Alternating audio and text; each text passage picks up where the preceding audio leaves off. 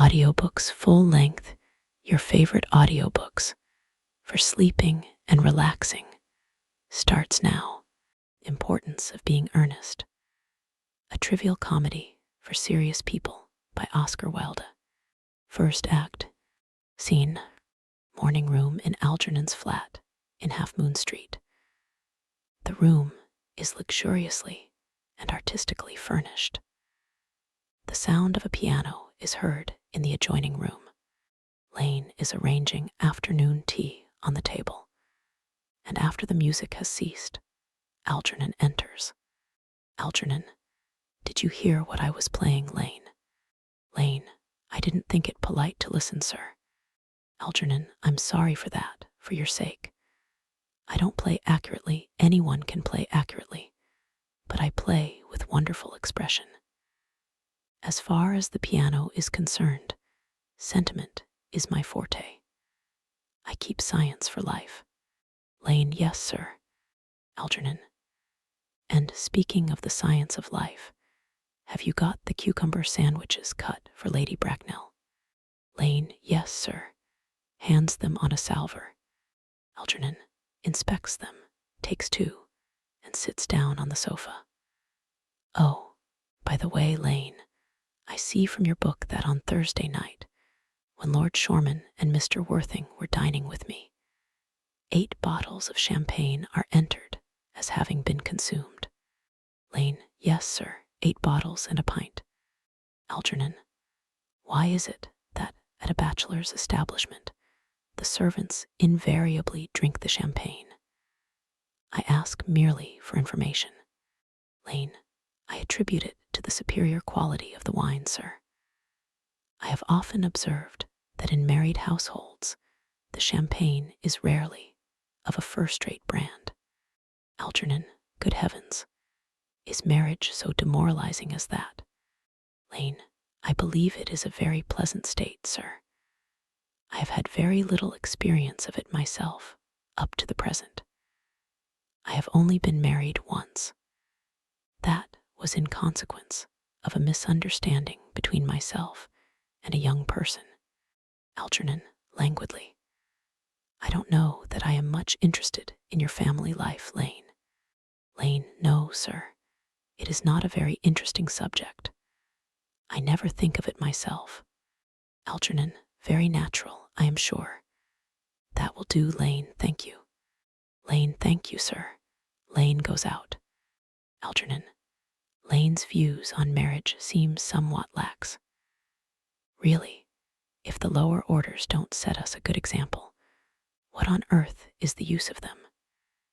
They seem, as a class, to have absolutely no sense of moral responsibility. Enter Lane. Lane, Mr. Ernest Worthing. Enter Jack. Lane goes out. Algernon, how are you, my dear Ernest? What brings you up to town? Jack, oh, pleasure, pleasure. What else should bring one anywhere? Eating as usual, I see, Algy. Algernon, stiffly. I believe it is customary in good society to take some slight refreshment at 5 o'clock. Where have you been since last Thursday? Jack, sitting down on the sofa. In the country. Algernon, what on earth do you do there? Jack, pulling off his gloves. When one is in town, one amuses oneself. When one is in the country, one amuses other people. It is excessively boring. Algernon, and who are the people you amuse? Jack, airily. Oh, neighbors, neighbors. Algernon, got nice neighbors in your part of Shropshire? Jack, perfectly horrid. Never speak to one of them. Algernon, how immensely you must amuse them. Goes over and takes sandwich. By the way, Shropshire is your county, is it not? Jack, Shropshire. Yes, of course. Hallo, why all these cups? Why cucumber sandwiches? Why such reckless extravagance in one so young? Who is coming to tea? Algernon, oh, merely Aunt Augusta and Gwendolen. Jack, how perfectly delightful. Algernon, yes, that is all very well, but I am afraid Aunt Augusta won't quite approve of your being here. Jack, may I ask why? Algernon, my dear fellow, the way you flirt with Gwendolen is perfectly disgraceful. It is almost as bad as the way Gwendolen flirts with you. Jack, I am in love with Gwendolen. I have come up to town expressly to propose to her. Algernon, I thought you had come up for pleasure. I call that business. Jack, how utterly unromantic you are. Algernon, I really don't see anything romantic in proposing. It is very romantic to be in love, but there is nothing romantic about a definite proposal. Why, one may be accepted. One usually is, I believe. Then the excitement is all over. The very essence of romance is uncertainty. If ever I get married, I'll certainly try to forget the fact. Jack, I have no doubt about that, dear Algy. The divorce court was specially invented for people whose memories are so curiously constituted. Algernon, oh, there is no use speculating on that subject. Divorces are made in heaven. Jack puts out his hand to take a sandwich. Algernon at once interferes. Please don't touch the cucumber sandwiches. They are ordered specially for Aunt Augusta. Takes one and eats it. Jack, well, you have been eating them all the time. Algernon, that is quite a different matter. She is my aunt. Takes plate from below. Have some bread and butter. The bread and butter is for Gwendolen. Gwendolen is devoted to bread and butter. Jack, advancing to table and helping himself. And very good bread and butter it is too. Algernon, well, my dear fellow, you need not eat as if you were going to eat it all. You behave as if you were married to her already. You are not married to her already, and I don't think you ever will be. Jack, why on earth do you say that? Algernon, well, in the first place, girls never marry the men they flirt with. Girls don't think it right. Jack, oh, that is nonsense. Algernon, it isn't. It is a great truth. It accounts for the extraordinary number of bachelors that one sees all over the place. In the second place, I don't give my consent. Jack, your consent. Algernon, my dear fellow, Gwendolen is my first cousin. And before I allow you to marry her, you will have to clear up the whole question of Cecily. Rings bell. Jack, Cecily. What on earth do you mean? What do you mean, Algy, by Cecily? I don't know anyone of the name of Cecily. Enter Lane. Algernon. Bring me that cigarette case Mr. Worthing left in the smoking room the last time he dined here. Lane, yes, sir. Lane goes out. Jack, do you mean to say you have had my cigarette case all this time? I wish to goodness you had let me know. I have been writing frantic letters to Scotland Yard about it. I was very nearly offering a large reward. Algernon, well, I wish you would offer one. I happen to be more than usually hard up. Jack, there's no good offering a large reward now that the thing is found. Enter Lane with the cigarette case on a salver. Algernon takes it at once. Lane goes out. Algernon, I think that is rather mean of you, Ernest, I must say. Opens case and examines it. However, it makes no matter, for now that I look at the inscription inside, I find that the thing isn't yours after all. Jack, of course it's mine. Moving to him. You have seen me with it 100 times, and you have no right whatsoever to read what is written inside. It is a very ungentlemanly thing to read a private cigarette case. Algernon. Oh, it is absurd to have a hard and fast rule about what one should read and what one shouldn't. More than half of modern culture depends on what one shouldn't read. Jack, I am quite aware of the fact, and I don't propose to discuss modern culture. It isn't the sort of thing one should talk of in private. I simply want my cigarette case back. Algernon, yes, but this isn't your cigarette case. This cigarette case is a present from someone of the name of Cecily, and you said you didn't know anyone of that name. Jack, well, if you want to know, Cecily happens to be my aunt. Algernon, your aunt. Jack, yes. Charming old lady she is, too. Lives at Tunbridge Wells. Just give it back to me, Algy. Algernon, retreating to back of sofa. But why does she call herself Little Cecily if she is your aunt and lives at Tunbridge Wells? Reading. From Little Cecily with her fondest love. Jack, moving to sofa and kneeling upon it. My dear fellow, what on earth is there in that? Some ants are tall, some ants are not tall. That is a matter that surely an ant may be allowed to decide for herself. You seem to think that every ant should be exactly like your aunt. That is absurd. For heaven's sake, give me back my cigarette case. Follows Algernon round the room. Algernon, yes, but why does your aunt call you her uncle? From Little Cecily, with her fondest love to her dear Uncle Jack. There is no objection, I admit, to an aunt being a small aunt. But why an aunt, no matter what her size may be, should call her own nephew her uncle, I can't quite make out. Besides, your name isn't Jack at all. It is Ernest. Jack, it isn't Ernest, it's Jack. Algernon, you have always told me it was Ernest. I have introduced you to everyone as Ernest. You answer to the name of Ernest.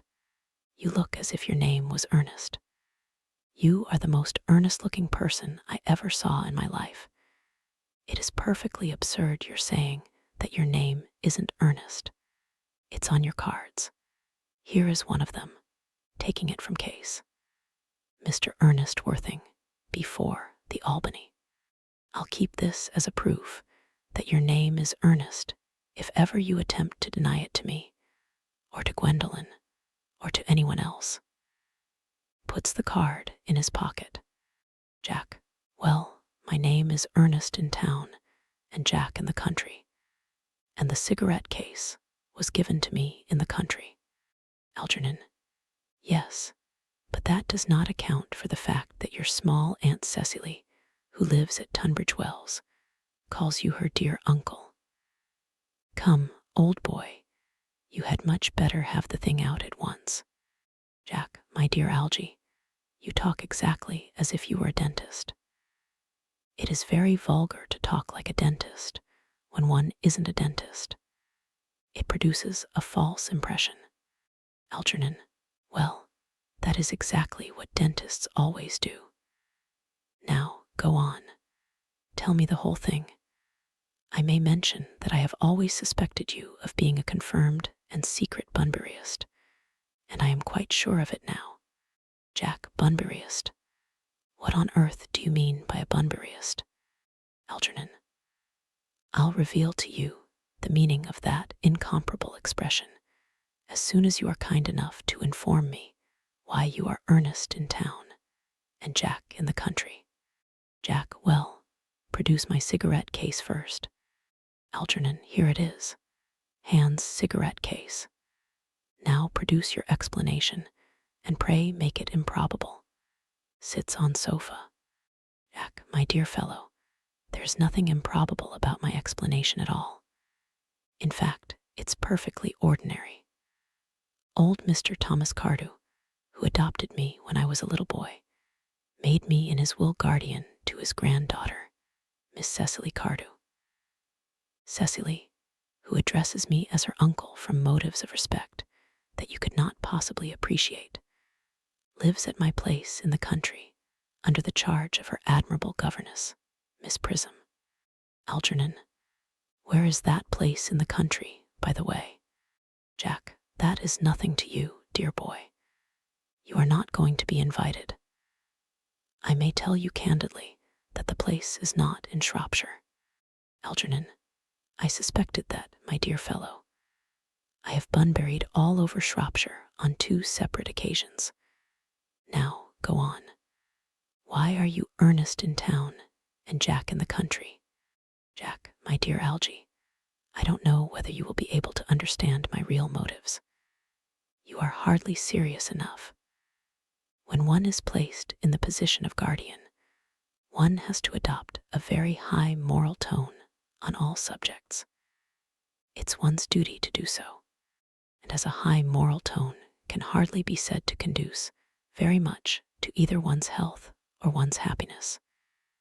In order to get up to town, I have always pretended to have a younger brother of the name of Ernest, who lives in the Albany and gets into the most dreadful scrapes. That, my dear Algie, is the whole truth, pure and simple. Algernon, the truth is rarely pure and never simple. Modern life would be very tedious if it were either, and modern literature a complete impossibility. Jack, that wouldn't be at all a bad thing. Algernon, literary criticism is not your forte, my dear fellow. Don't try it. You should leave that to people who haven't been at a university. They do it so well in the daily papers. What you really are is a Bunburyist. I was quite right in saying you were a Bunburyist. You are one of the most advanced Bunburyists I know. Jack, what on earth do you mean? Algernon, you have invented a very useful younger brother called Ernest, in order that you may be able to come up to town as often as you like.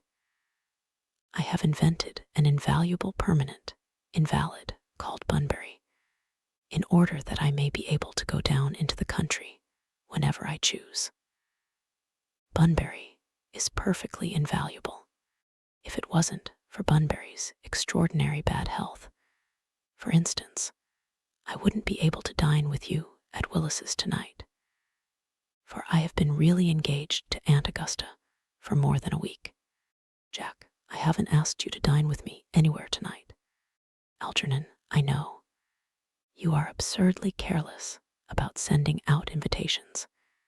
It is very foolish of you. Nothing annoys people so much as not receiving invitations. Jack, you had much better dine with your Aunt Augusta.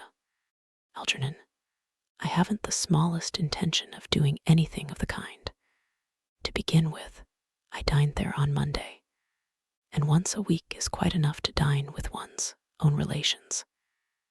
In the second place, whenever I do dine there, I am always treated as a member of the family, and sent down with either no woman at all, or two.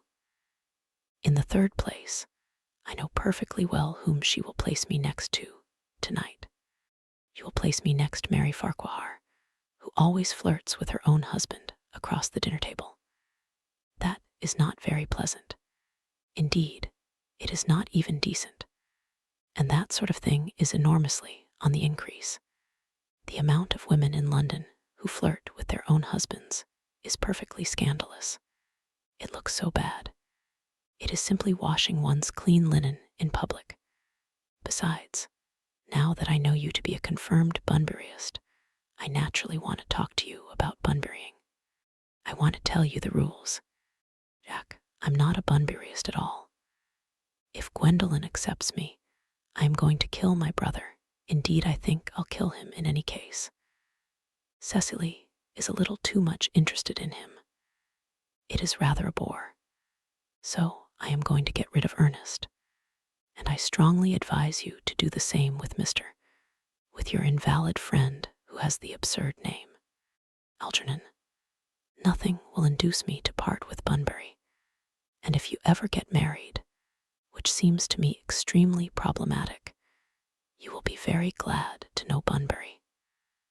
A man who marries without knowing Bunbury has a very tedious time of it. Jack, that is nonsense. If I marry a charming girl like Gwendolen, and she is the only girl I ever saw in my life that I would marry, I certainly won't want to know Bunbury. Algernon, then your wife will. You don't seem to realize that in married life 3 is company and 2 is none. Jack, sententiously.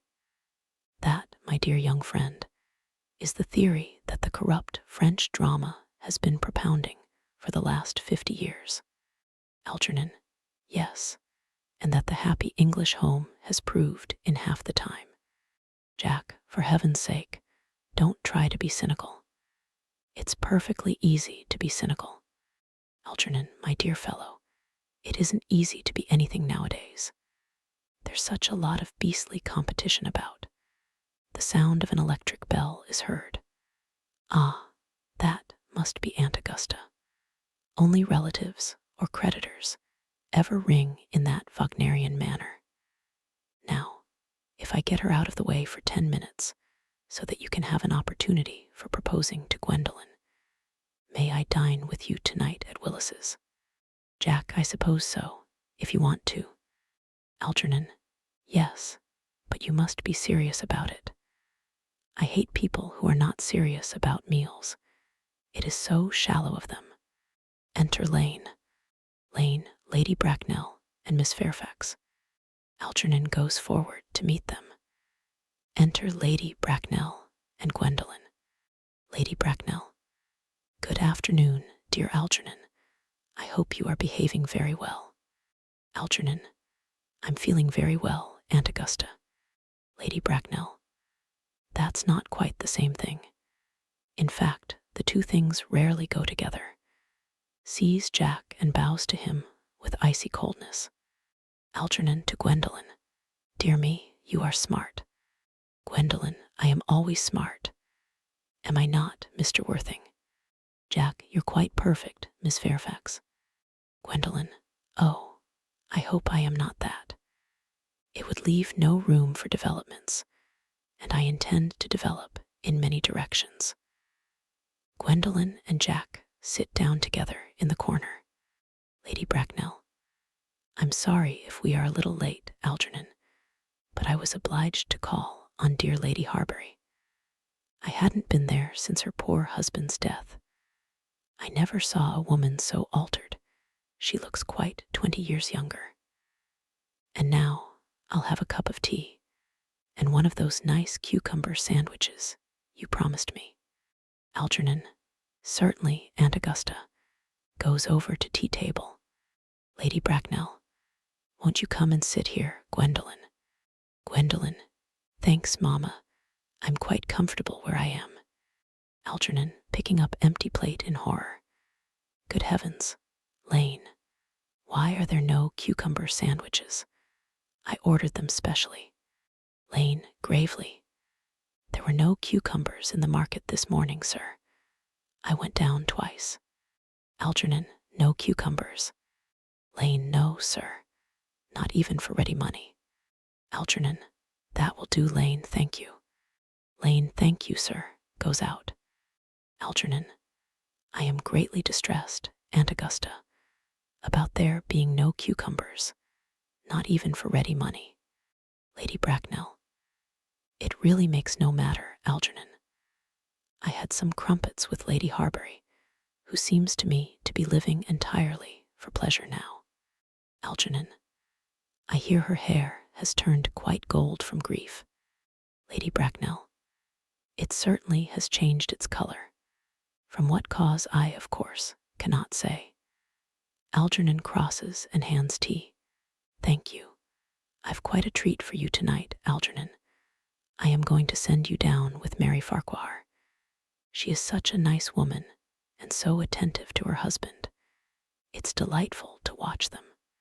Algernon, I am afraid, Aunt Augusta, I shall have to give up the pleasure of dining with you tonight after all.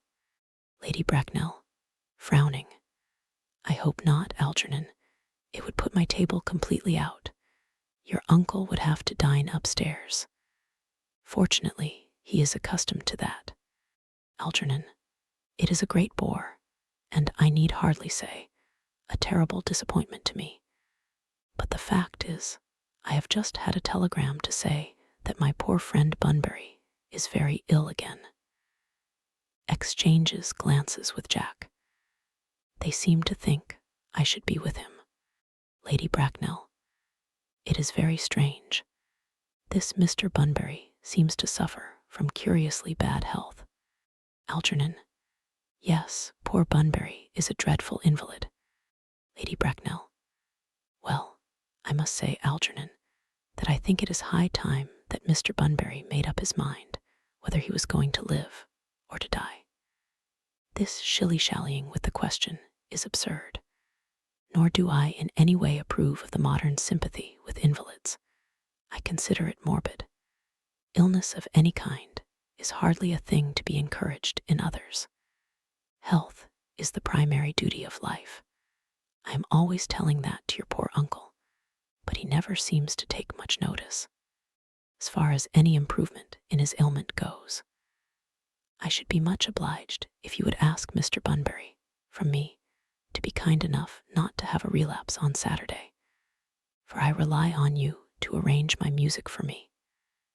It is my last reception, and one wants something that will encourage conversation, particularly at the end of the season, when everyone has practically said whatever they had to say, which, in most cases, was probably not much. Algernon, I'll speak to Bunbury, Aunt Augusta, if he is still conscious, and I think I can promise you he'll be all right by Saturday. Of course, the music is a great difficulty. You see, if one plays good music, people don't listen, and if one plays bad music, people don't talk. But I'll run over the program I've drawn out, if you will kindly come into the next room for a moment. Lady Bracknell. Thank you, Algernon. It is very thoughtful of you, rising and following Algernon. I'm sure the program will be delightful after a few expurgations. French songs I cannot possibly allow. People always seem to think that they are improper, and either look shocked, which is vulgar, or laugh, which is worse. But German sounds a thoroughly respectable language, and indeed, I believe is so. Gwendolen, you will accompany me. Gwendolen, certainly, Mamma.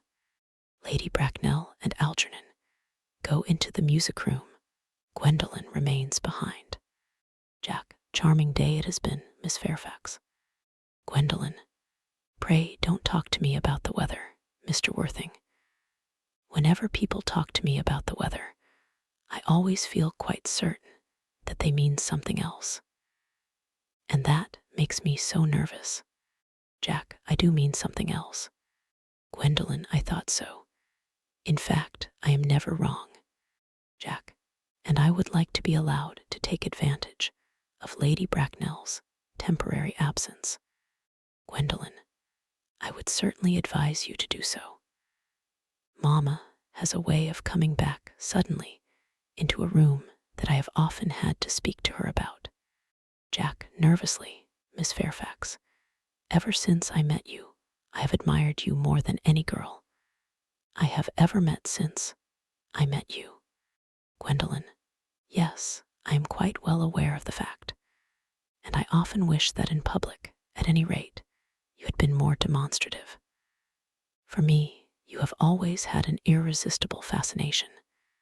Even before I met you, I was far from indifferent to you. Jack looks at her in amazement. We live, as I hope you know, Mr. Worthing, in an age of ideals. The fact is constantly mentioned in the more expensive monthly magazines, and has reached the provincial pulpits, I am told. And my ideal has always been to love someone of the name of Ernest. There is something in that name that inspires absolute confidence. The moment Algernon first mentioned to me that he had a friend called Ernest, I knew I was destined to love you. Jack, you really love me, Gwendolen. Gwendolen, passionately. Jack, darling, you don't know how happy you've made me. Gwendolen, my own Ernest. Jack, but you don't really mean to say that you couldn't love me if my name wasn't Ernest. Gwendolen, but your name is Ernest. Jack, yes, I know it is. But supposing it was something else, do you mean to say you couldn't love me then? Gwendolen, glibly. Ah, that is clearly a metaphysical speculation, and like most metaphysical speculations, has very little reference at all to the actual facts of real life as we know them. Jack, personally, darling, to speak quite candidly, I don't much care about the name of Ernest. I don't think the name suits me at all. Gwendolen, it suits you perfectly. It is a divine name. It has a music of its own. It produces vibrations. Jack, well, really, Gwendolen, I must say that I think there are lots of other much nicer names.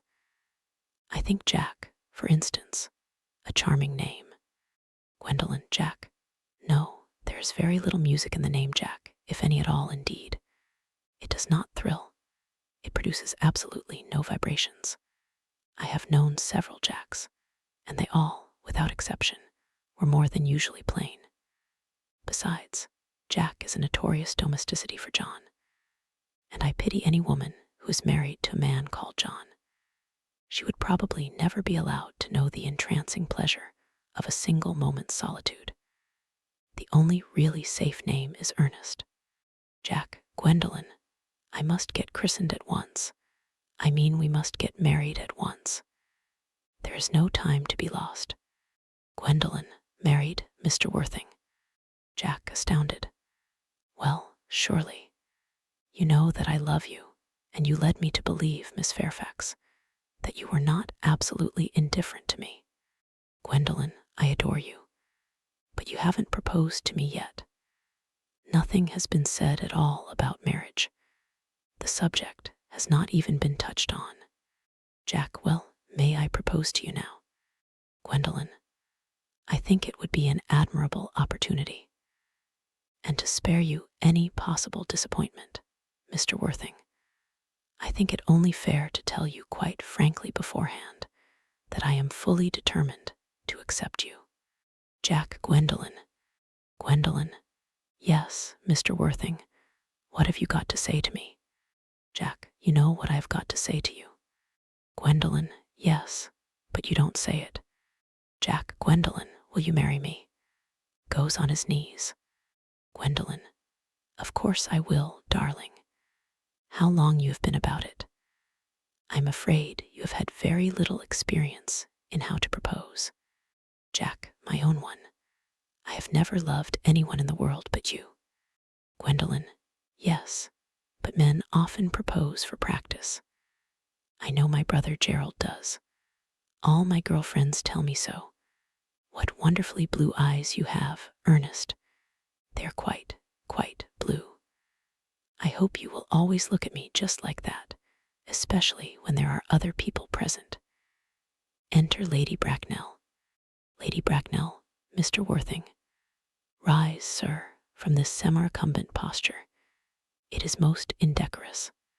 Gwendolen, mamma. He tries to rise, she restrains him. I must beg you to retire. This is no place for you. Besides, Mr. Worthing has not quite finished yet. Lady Bracknell, finished what, may I ask? Gwendolen, I am engaged to Mr. Worthing, mamma. They rise together. Lady Bracknell, pardon me, you are not engaged to anyone. When you do become engaged to someone, I or your father, should his health permit him, will inform you of the fact. An engagement should come on a young girl as a surprise, pleasant or unpleasant, as the case may be. It is hardly a matter that she could be allowed to arrange for herself. And now I have a few questions to put to you, Mr. Worthing. While I am making these inquiries, you, Gwendolen, will wait for me below in the carriage. Gwendolen, reproachfully, mamma. Lady Bracknell, in the carriage, Gwendolen. Gwendolen goes to the door.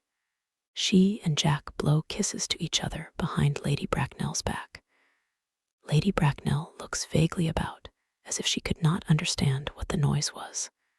Finally turns round. Gwendolen, the carriage. Gwendolen, yes, mamma. Goes out, looking back at Jack. Lady Bracknell, sitting down. You can take a seat, Mr. Worthing.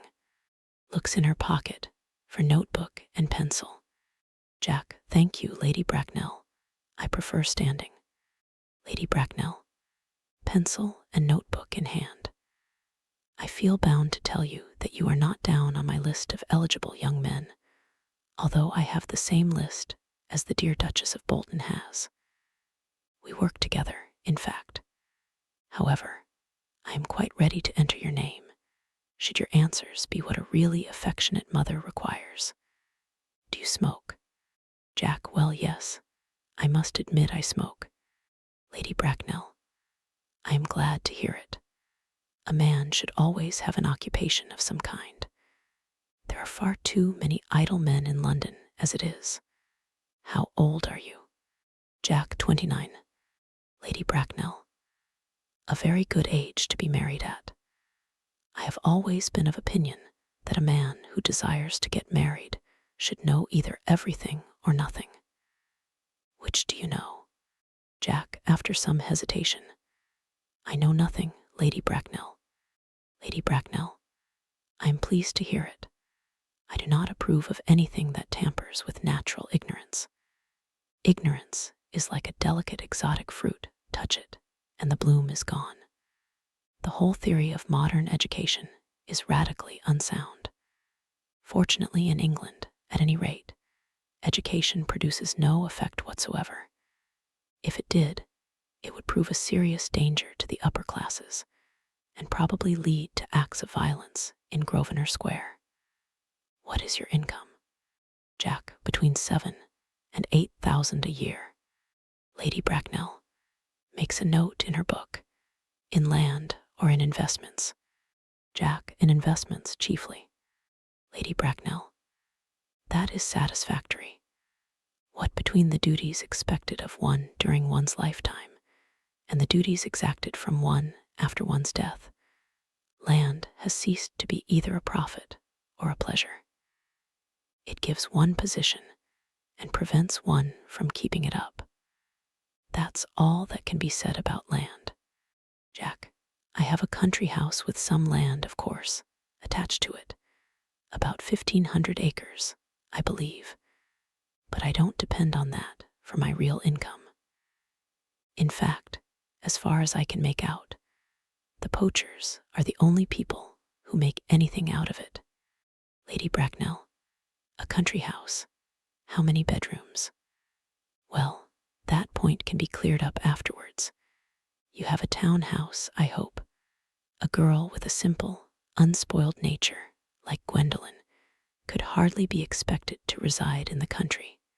Jack, well, I own a house in Belgrave Square, but it is let by the year to Lady Bloxham. Of course, I can get it back whenever I like, at 6 months' notice. Lady Bracknell, Lady Bloxham, I don't know her. Jack, oh, she goes about very little. She is a lady considerably advanced in years. Lady Bracknell, ah, nowadays that is no guarantee of respectability of character. What number in Belgrave Square? Jack, 149. Lady Bracknell, shaking her head, the unfashionable side. I thought there was something, however, that could easily be altered. Jack, do you mean the fashion or the side? Lady Bracknell, sternly, both, if necessary, I presume. What are your politics? Jack, well, I'm afraid I really have none. I am a liberal unionist. Lady Bracknell, oh, they count as Tories. They dine with us, or come in the evening at any rate. Now to minor matters. Are your parents living? Jack, I have lost both my parents.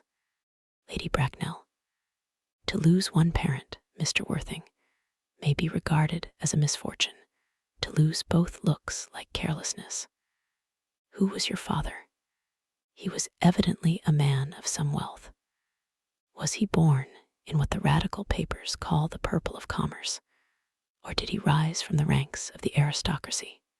Jack, I'm afraid I really don't know. The fact is, Lady Bracknell, I said I had lost my parents. It would be nearer the truth to say that my parents seem to have lost me. I don't actually know who I am by birth.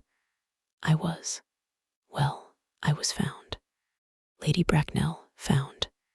Jack, the late Mr. Thomas Cardew, an old gentleman of a very charitable and kindly disposition, found me and gave me the name of Worthing, because he happened to have a first-class ticket for Worthing in his pocket at the time. Worthing is a place in Sussex. It is a seaside resort. Lady Bracknell, where did the charitable gentleman who had a first-class ticket for this seaside resort find you? Jack gravely, in a handbag. Lady Bracknell, a handbag. Jack very seriously. Yes, Lady Bracknell. I was in a handbag, a somewhat large black leather handbag, with handles to it, an ordinary handbag, in fact. Lady Bracknell, in what locality did this Mr. James, or Thomas, Cardew come across this ordinary handbag? Jack, in the cloakroom at Victoria Station. It was given to him in mistake for his own. Lady Bracknell, the cloakroom at Victoria Station. Jack, yes, the Brighton line. Lady Bracknell, the line is immaterial. Mr. Worthing, I confess I feel somewhat bewildered by what you have just told me. To be born, or at any rate bred, in a handbag, whether it had handles or not, seems to me to display a contempt for the ordinary decencies of family life that reminds one of the worst excesses of the French Revolution. And I presume you know what that unfortunate movement led to. As for the particular locality in which the handbag was found, a cloakroom at a railway station might serve to conceal a social indiscretion, has probably, indeed, been used for that purpose before now. But it could hardly be regarded as an assured basis for a recognized position in good society. Jack, may I ask you then what you would advise me to do?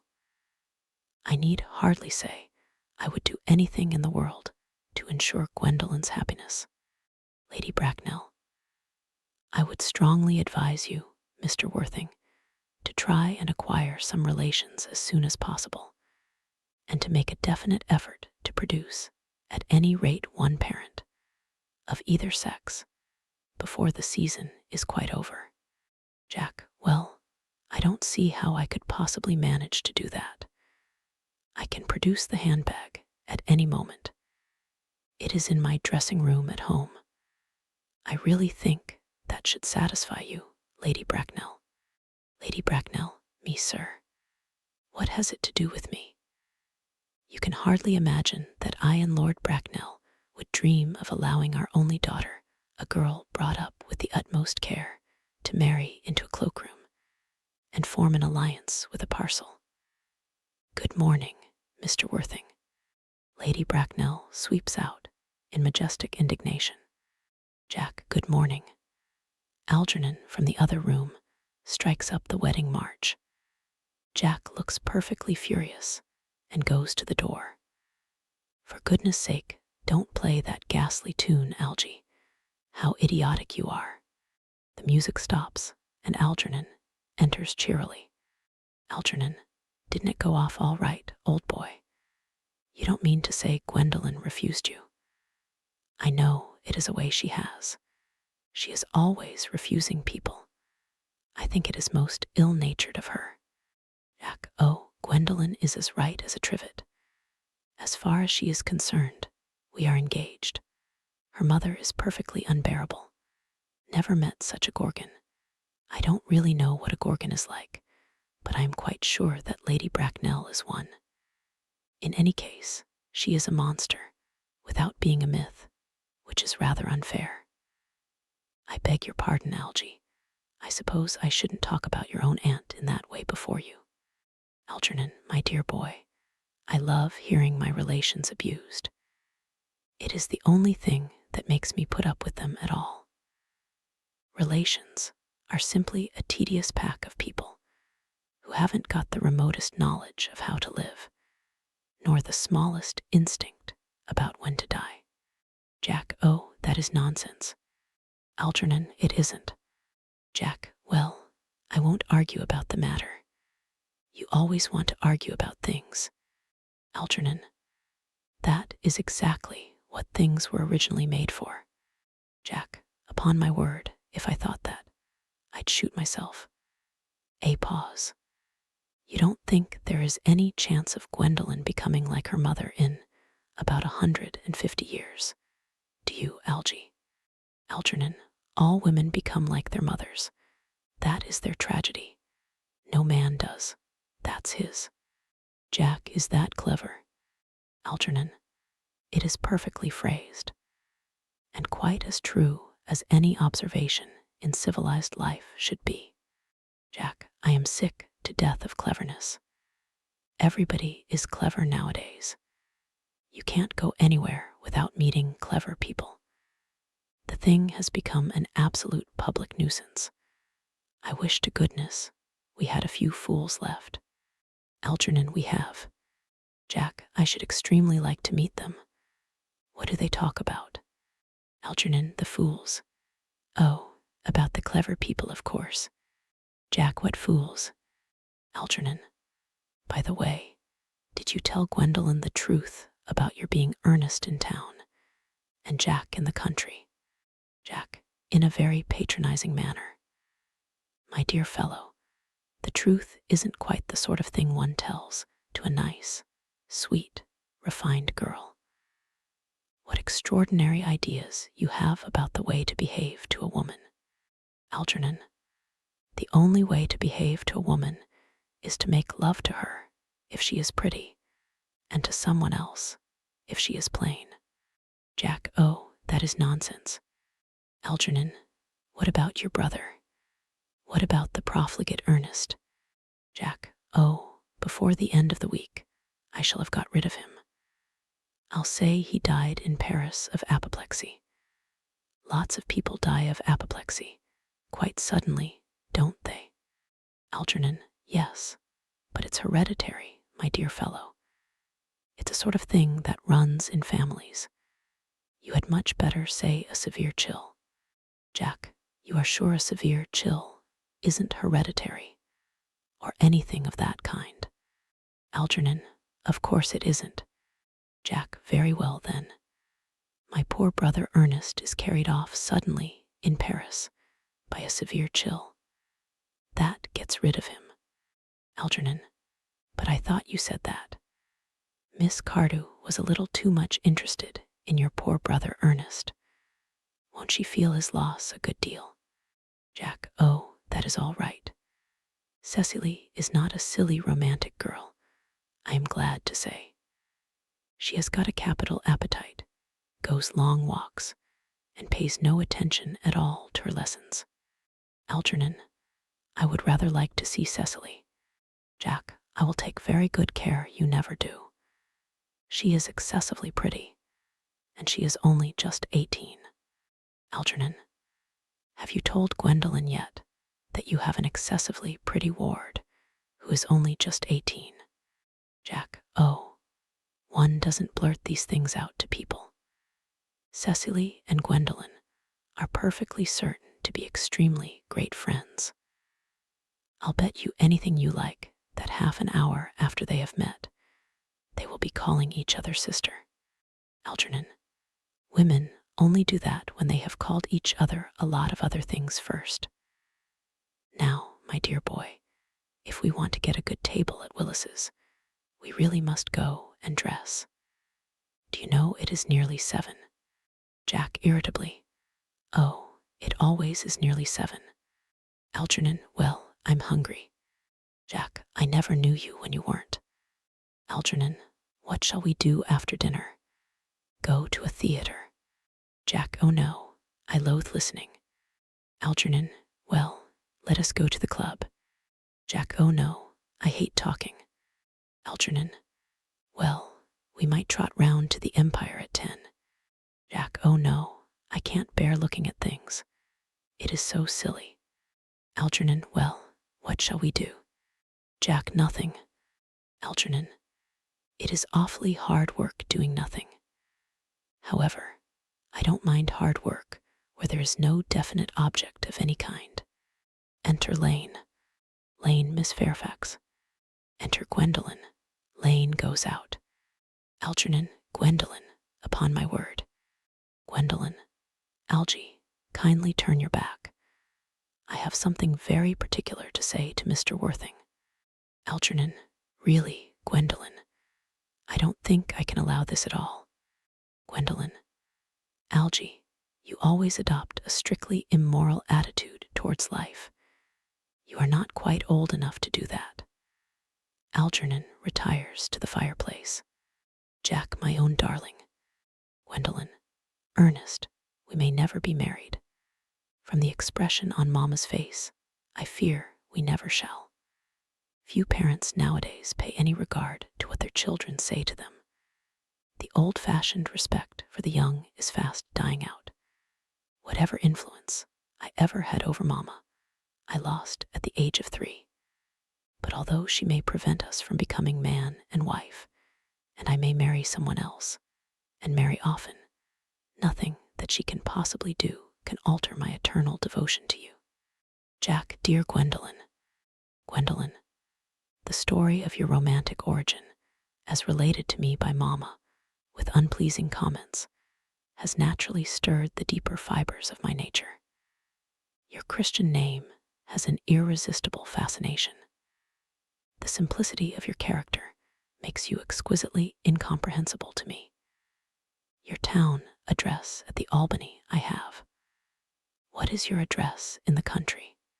Jack, the Manor House, Woolton, Hertfordshire. Algernon, who has been carefully listening, smiles to himself and writes the address on his shirt cuff. Then picks up the railway guide. Gwendolen, there is a good postal service, I suppose. It may be necessary to do something desperate.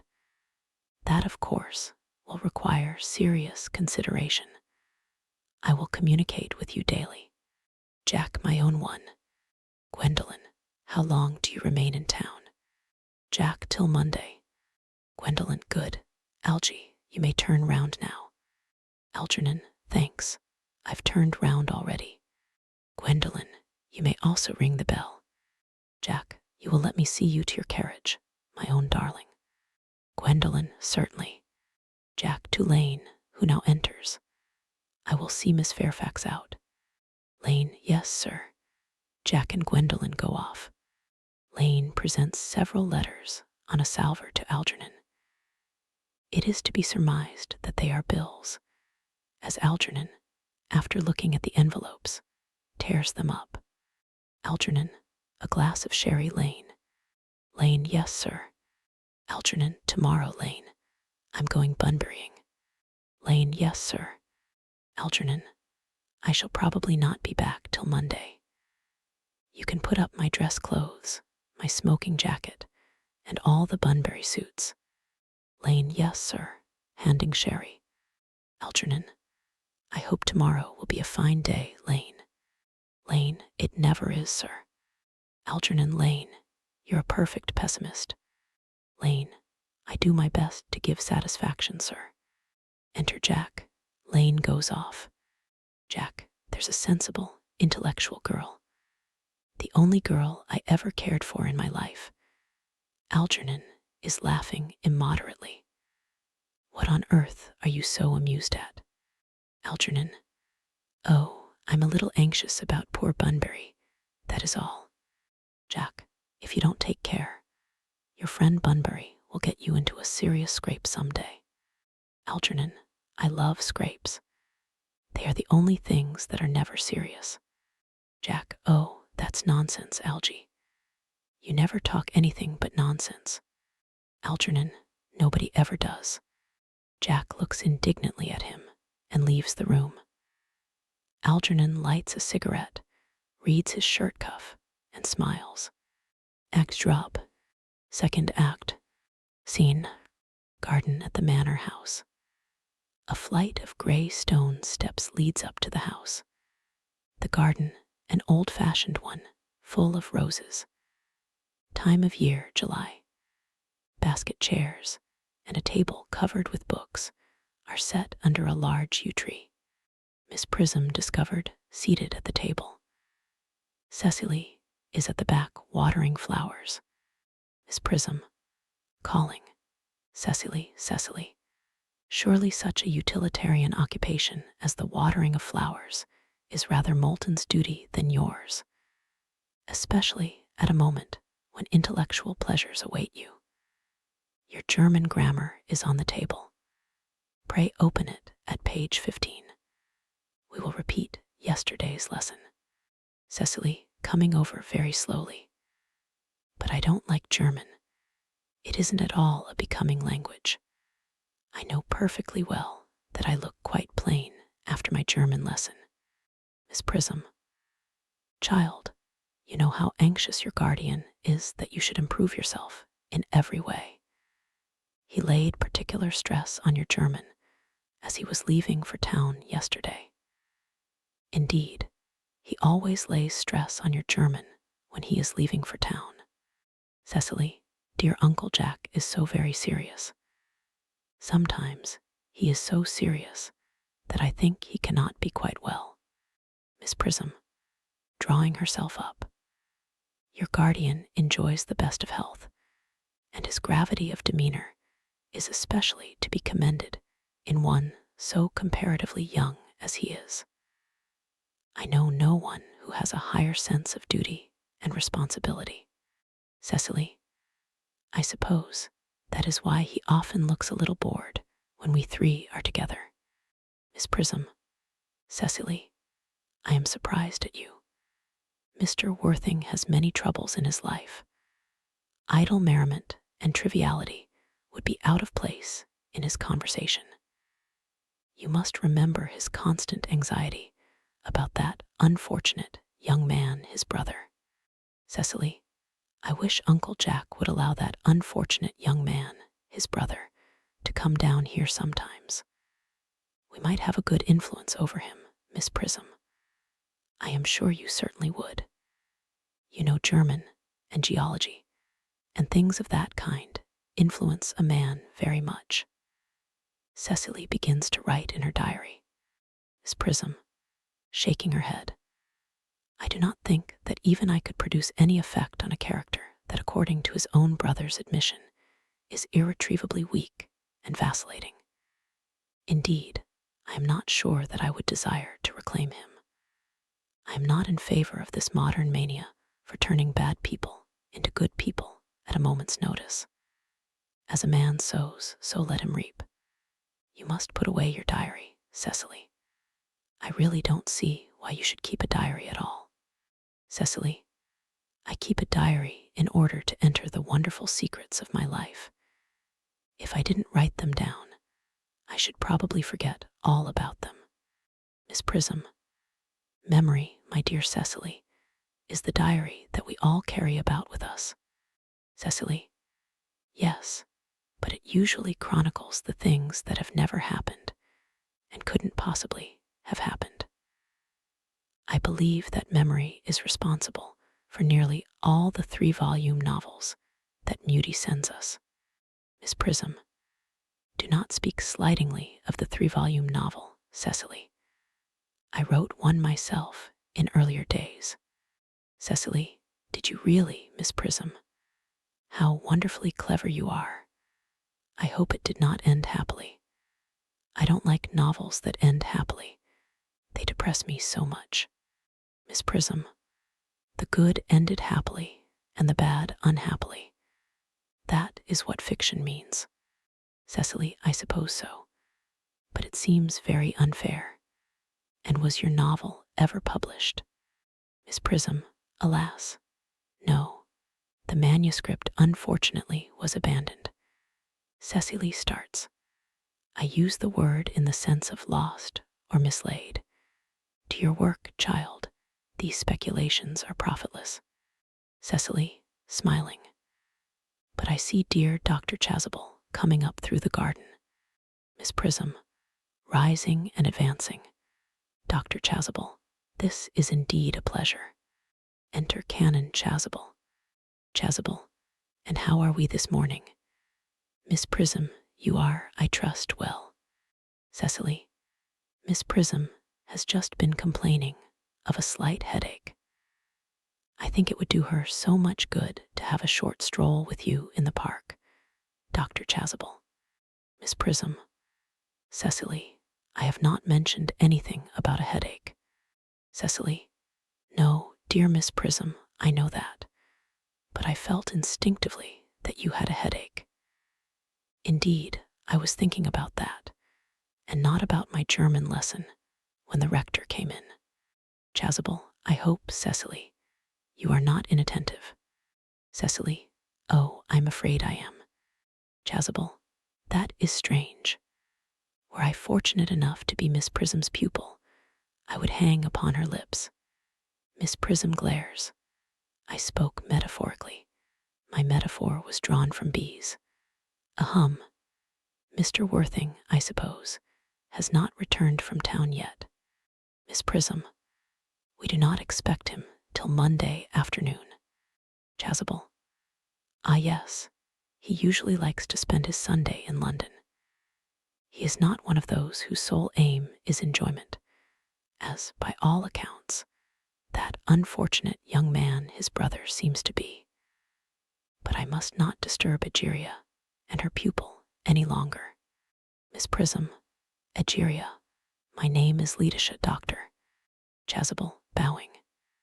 A classical allusion merely, drawn from the pagan authors. I shall see you both, no doubt, at evensong. Miss Prism, I think, dear Doctor, I will have a stroll with you. I find I have a headache after all, and a walk might do it good. Chasuble, with pleasure, Miss Prism, with pleasure. We might go as far as the schools and back. Miss Prism, that would be delightful. Cecily, you will read your political economy in my absence. The chapter on the fall of the rupee you may omit. It is somewhat too sensational. Even these metallic problems have their melodramatic side. Goes down the garden with Dr. Chasuble. Cecily picks up books and throws them back on table. Horrid political economy. Horrid geography. Horrid German. Enter Merriman with a card on a salver. Merriman. Mr. Ernest Worthing has just driven over from the station. He has brought his luggage with him. Cecily takes the card and reads it. Mr. Ernest Worthing, before the Albany, W. Uncle Jack's brother. Did you tell him Mr. Worthing was in town? Merriman. Yes, miss, he seemed very much disappointed. I mentioned that you and Miss Prism were in the garden. He said he was anxious to speak to you privately for a moment. Cecily, ask Mr. Ernest Worthing to come here. I suppose you had better talk to the housekeeper about a room for him. Merriman, yes, miss. Merriman goes off. Cecily, I have never met any really wicked person before. I feel rather frightened. I am so afraid he will look just like everyone else. Enter Algernon, very gay and debonair. He does. Algernon, raising his hat. You are my little cousin Cecily, I'm sure. Cecily, you are under some strange mistake. I am not little. In fact, I believe I am more than usually tall for my age. Algernon is rather taken aback. But I am your cousin Cecily. You, I see from your card, are Uncle Jack's brother, my cousin Ernest, my wicked cousin Ernest. Algernon, oh, I am not really wicked at all, cousin Cecily. You mustn't think that I am wicked. Cecily, if you are not, then you have certainly been deceiving us all in a very inexcusable manner. I hope you have not been leading a double life, pretending to be wicked and being really good all the time. That would be hypocrisy. Algernon looks at her in amazement. Oh, of course I have been rather reckless. Cecily, I am glad to hear it. Algernon, in fact, now you mention the subject, I have been very bad in my own small way. Cecily, I don't think you should be so proud of that, though I am sure it must have been very pleasant. Algernon, it is much pleasanter being here with you. Cecily, I can't understand how you are here at all. Uncle Jack won't be back till Monday afternoon. Algernon, that is a great disappointment. I am obliged to go up by the first train on Monday morning. I have a business appointment that I am anxious to miss. Cecily, couldn't you miss it anywhere but in London? Algernon, no, the appointment is in London. Cecily, well, I know, of course, how important it is not to keep a business engagement if one wants to retain any sense of the beauty of life. But still, I think you had better wait till Uncle Jack arrives. I know he wants to speak to you about your emigrating. Algernon, about my what? Cecily, you're emigrating. He has gone up to buy your outfit. Algernon, I certainly wouldn't let Jack buy my outfit. He has no taste in neckties at all. Cecily, I don't think you will require neckties. Uncle Jack is sending you to Australia. Algernon, Australia. I'd sooner die. Cecily, well, he said at dinner on Wednesday night that you would have to choose between this world, the next world, and Australia.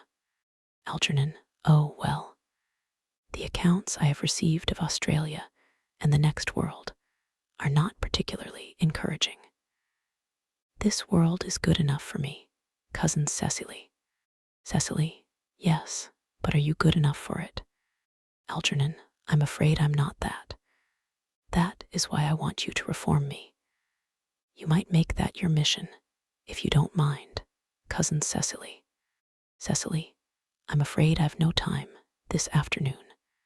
Algernon, well, would you mind my reforming myself this afternoon? Cecily, it is rather quixotic of you, but I think you should try. Algernon, I will. I feel better already. Cecily, you are looking a little worse. Algernon, that is because I am hungry. Cecily, how thoughtless of me. I should have remembered that when one is going to lead an entirely new life, one requires regular and wholesome meals. Won't you come in? Algernon, thank you. Might I have a buttonhole first? I never have any appetite unless I have a buttonhole first. Cecily, a Merchel Neal, picks up scissors. Algernon, no, I'd sooner have a pink rose. Cecily, why, cuts a flower. Algernon, because you are like a pink rose, cousin Cecily. Cecily, I don't think it can be right for you to talk to me like that. Miss Prism never says such things to me. Algernon, then Miss Prism is a short-sighted old lady. Cecily puts the rose in his buttonhole. You are the prettiest girl I ever saw. Cecily, Miss Prism says that all good looks are a snare. Algernon, they are a snare that every sensible man would like to be caught in. Cecily, oh, I don't think I would care to catch a sensible man. I shouldn't know what to talk to him about. They pass into the house. Miss Prism and Dr. Chasuble return. Miss Prism, you are too much alone, dear Dr. Chasuble. You should get married. A misanthrope I can understand, a womanthrope, never. Chasuble, with a scholar's shudder. Believe me, I do not deserve so neologistic a phrase. The precept, as well as the practice of the primitive church, was distinctly against matrimony. Miss Prism, sententiously, that is obviously the reason why the primitive church has not lasted up to the present day. And you do not seem to realize, dear doctor, that by persistently remaining single, a man converts himself into a permanent public temptation. Men should be more careful. This very celibacy leads weaker vessels astray. Chasuble, but is a man not equally attractive when married? Miss Prism, no married man is ever attractive except to his wife. Chasuble, and often I've been told, not even to her. Miss Prism, that depends on the intellectual sympathies of the woman. Maturity can always be depended on. Ripeness can be trusted. Young women are green. Dr. Chasuble starts. I spoke horticulturally. My metaphor was drawn from fruits. But where is Cecily? Chasuble. Perhaps she followed us to the schools. Enter Jack slowly from the back of the garden. He is dressed in the deepest mourning, with crepe hatband and black gloves. Miss Prism, Mr. Worthing. Chasuble, Mr. Worthing. Miss Prism. This is indeed a surprise. We did not look for you till Monday afternoon. Jack shakes Miss Prism's hand in a tragic manner. I have returned sooner than I expected. Dr. Chasuble, I hope you are well. Chasuble. Dear Mr. Worthing, I trust this garb of woe does not betoken some terrible calamity. Jack, my brother. Miss Prism. More shameful debts and extravagance. Chasuble, still leading his life of pleasure. Jack shaking his head, dead. Chasuble, your brother Ernest dead. Jack quite dead. Miss Prism, what a lesson for him. I trust he will profit by it. Chasuble, Mr. Worthing, I offer you my sincere condolence. You have at least the consolation of knowing that you were always the most generous and forgiving of brothers. Jack, poor Ernest, he had many faults, but it is a sad, sad blow. Chasuble, very sad indeed. Were you with him at the end? Jack, no. He died abroad in Paris, in fact. I had a telegram last night from the manager of the Grand Hotel. Chasuble, was the cause of death mentioned? Jack, a severe chill, it seems. Miss Prism, as a man sows, so shall he reap. Chasuble, raising his hand. Charity, dear Miss Prism, charity. None of us are perfect. I myself am peculiarly susceptible to drafts. Will the interment take place here? Jack, no. He seems to have expressed a desire to be buried in Paris. Chasuble, in Paris, shakes his head. I fear that hardly points to any very serious state of mind at the last. You would no doubt wish me to make some slight allusion to this tragic domestic affliction next Sunday. Jack presses his hand convulsively. My sermon on the meaning of the manna in the wilderness can be adapted to almost any occasion, joyful, or, as in the present case, distressing. All sigh. I have preached it at harvest celebrations, christenings, confirmations, on days of humiliation and festal days. The last time I delivered it was in the cathedral, as a charity sermon on behalf of the Society for the Prevention of Discontent among the upper orders. The bishop, who was present, was much struck by some of the analogies I drew. Jack, that reminds me. You mentioned christenings, I think, Dr. Chasuble. I suppose you know how to christen all right. Doctor. Chasuble looks astounded. I mean, of course, you are continually christening, aren't you? Miss Prism. It is, I regret to say, one of the rector's most constant duties in this parish. I have often spoken to the poorer classes on the subject, but they don't seem to know what thrift is. Chasuble. But is there any particular infant in whom you are interested, Mr. Worthing? Your brother was, I believe, unmarried, was he not? Jack, oh yes. Miss Prism, bitterly. People who live entirely for pleasure usually are. Jack, but it is not for any child, dear doctor. I am very fond of children. No, the fact is, I would like to be christened myself this afternoon, if you have nothing better to do. Chasuble. But surely, Mr. Worthing, you have been christened already. Jack, I don't remember anything about it. Chasuble. But have you any grave doubts on the subject? Jack, I certainly intend to have. Of course, I don't know if the thing would bother you in any way, or if you think I am a little too old now. Chasuble, not at all.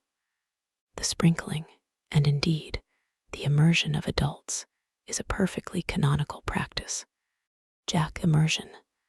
Chasuble, you need have no apprehensions. Sprinkling is all that is necessary, or indeed, I think advisable. Our weather is so changeable. At what hour would you wish the ceremony performed?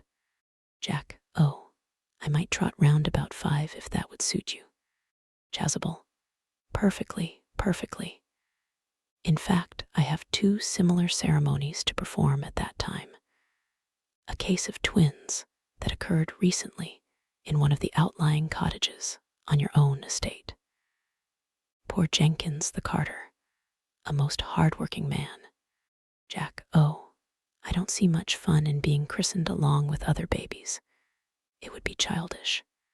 Would 5:30 do? Chasuble, admirably, admirably, takes out watch. And now, dear Mr. Worthing, I will not intrude any longer into a house of sorrow. I would merely beg you not to be too much bowed down by grief. What seem to us bitter trials are often blessings in disguise. Miss Prism, this seems to me a blessing of an extremely obvious kind. Enter Cecily from the house. Cecily, Uncle Jack. Oh, I am pleased to see you back. But what horrid clothes you have got on. Do go and change them. Miss Prism, Cecily. Chasuble, my child, my child. Cecily goes towards Jack. He kisses her brow in a melancholy manner. Cecily, what is the matter, Uncle Jack? Do look happy. You look as if you had toothache, and I have got such a surprise for you. Who do you think is in the dining room? Your brother. Jack, who? Cecily, your brother Ernest. He arrived about half an hour ago. Jack, what nonsense. I haven't got a brother. Cecily, oh, don't say that. However badly he may have behaved to you in the past, he is still your brother. You couldn't be so heartless as to disown him. I'll tell him to come out. And you will shake hands with him, won't you, Uncle Jack? Runs back into the house. Chasuble, these are very joyful tidings. Miss Prism, after we had all been resigned to his loss, his sudden return seems to me peculiarly distressing. Jack, my brother is in the dining room. I don't know what it all means. I think it is perfectly absurd. Enter Algernon and Cecily hand in hand. They come slowly up to Jack. Jack, good heavens, motions Algernon away. Algernon, Brother John, I have come down from town to tell you that I am very sorry for all the trouble I have given you, and that I intend to lead a better life in the future. Jack glares at him and does not take his hand. Cecily, Uncle Jack, you are not going to refuse your own brother's hand. Jack, nothing will induce me to take his hand. I think his coming down here disgraceful. He knows perfectly well why. Cecily, Uncle Jack, do be nice. There is some good in everyone. Ernest has just been telling me about his poor invalid friend, Mr. Bunbury, whom he goes to visit so often. And surely there must be much good in one who is kind to an invalid and leaves the pleasures of London to sit by a bed of pain. Jack, oh, he has been talking about Bunbury, has he? Cecily, yes, he has told me all about poor Mr. Bunbury and his terrible state of health. Jack, Bunbury. Well, I won't have him talk to you about Bunbury or about anything else. It is enough to drive one perfectly frantic. Algernon, of course I admit that the faults were all on my side, but I must say that I think that Brother John's coldness to me is peculiarly painful. I expected a more enthusiastic welcome, especially considering it is the first time I have come here. Cecily, Uncle Jack, if you don't shake hands with Ernest, I will never forgive you. Jack, never forgive me. Cecily, never, never, never. Jack, well, this is the last time I shall ever do it. Shakes with Algernon and glares. Chasuble, it's pleasant, is it not, to see so perfect a reconciliation? I think we might leave the two brothers together. Miss Prism, Cecily, you will come with us. Cecily, certainly, Miss Prism. My little task of reconciliation is over. Chasuble, you have done a beautiful action today, dear child. Miss Prism, we must not be premature in our judgments. Cecily, I feel very happy. They all go off except Jack and Algernon. Jack, you young scoundrel, Algy. You must get out of this place as soon as possible. I don't allow any bunburying here. Enter Merriman. Merriman, I have put Mr. Ernest's things in the room next to yours, sir. I suppose that is all right. Jack, what? Merriman, Mr. Ernest's luggage, sir. I have unpacked it and put it in the room next to your own. Jack, his luggage. Merriman, yes, sir. 3 portmanteaus, a dressing case, 2 hat boxes, and a large luncheon basket. Algernon, I am afraid I can't stay more than a week this time. Jack, Merriman, order the dog cart at once. Mr. Ernest has been suddenly called back to town. Merriman, yes, sir. Goes back into the house. Algernon, what a fearful liar you are, Jack. I have not been called back to town at all. Jack, yes, you have. Algernon, I haven't heard anyone call me. Jack, your duty as a gentleman calls you back.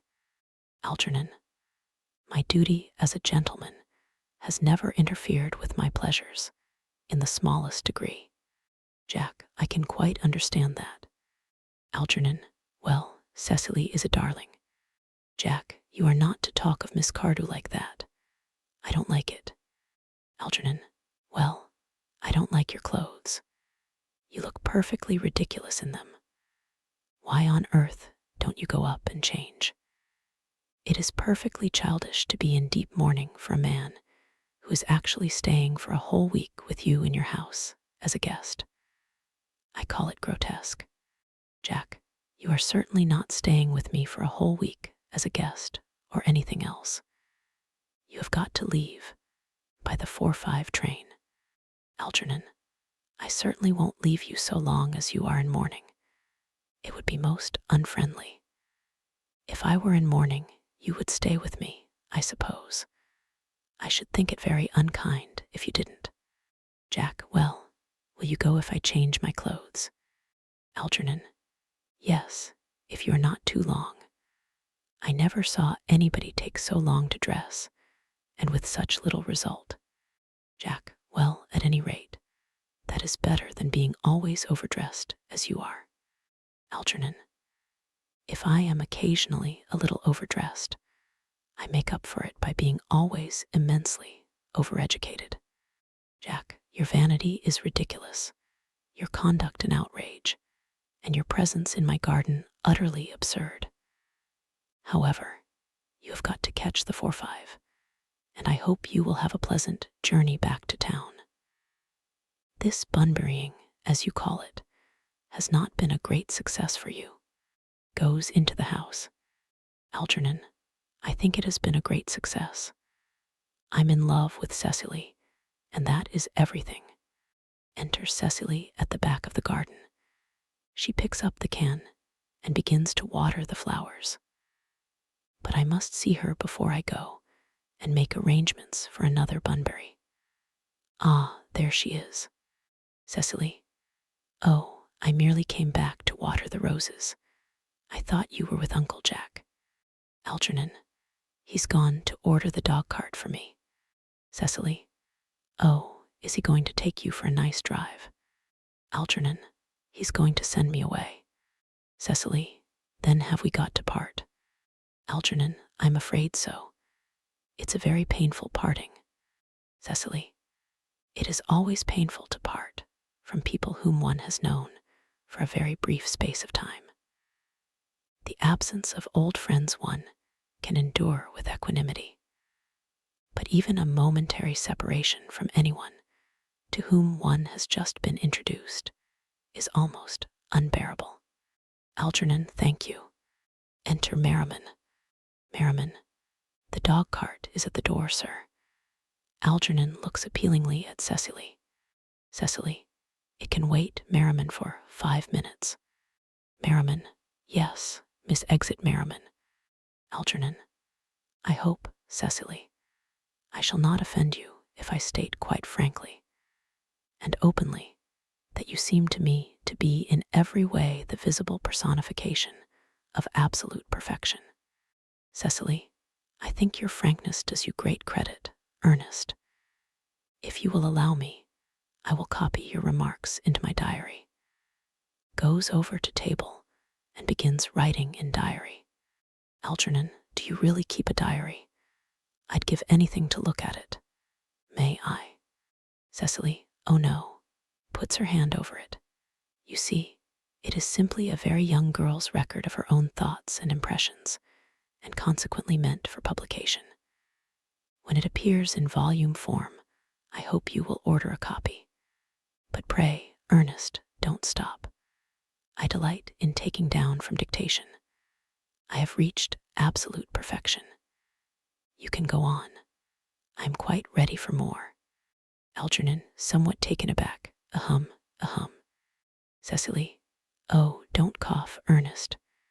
When one is dictating, one should speak fluently and not cough. Besides, I don't know how to spell a cough.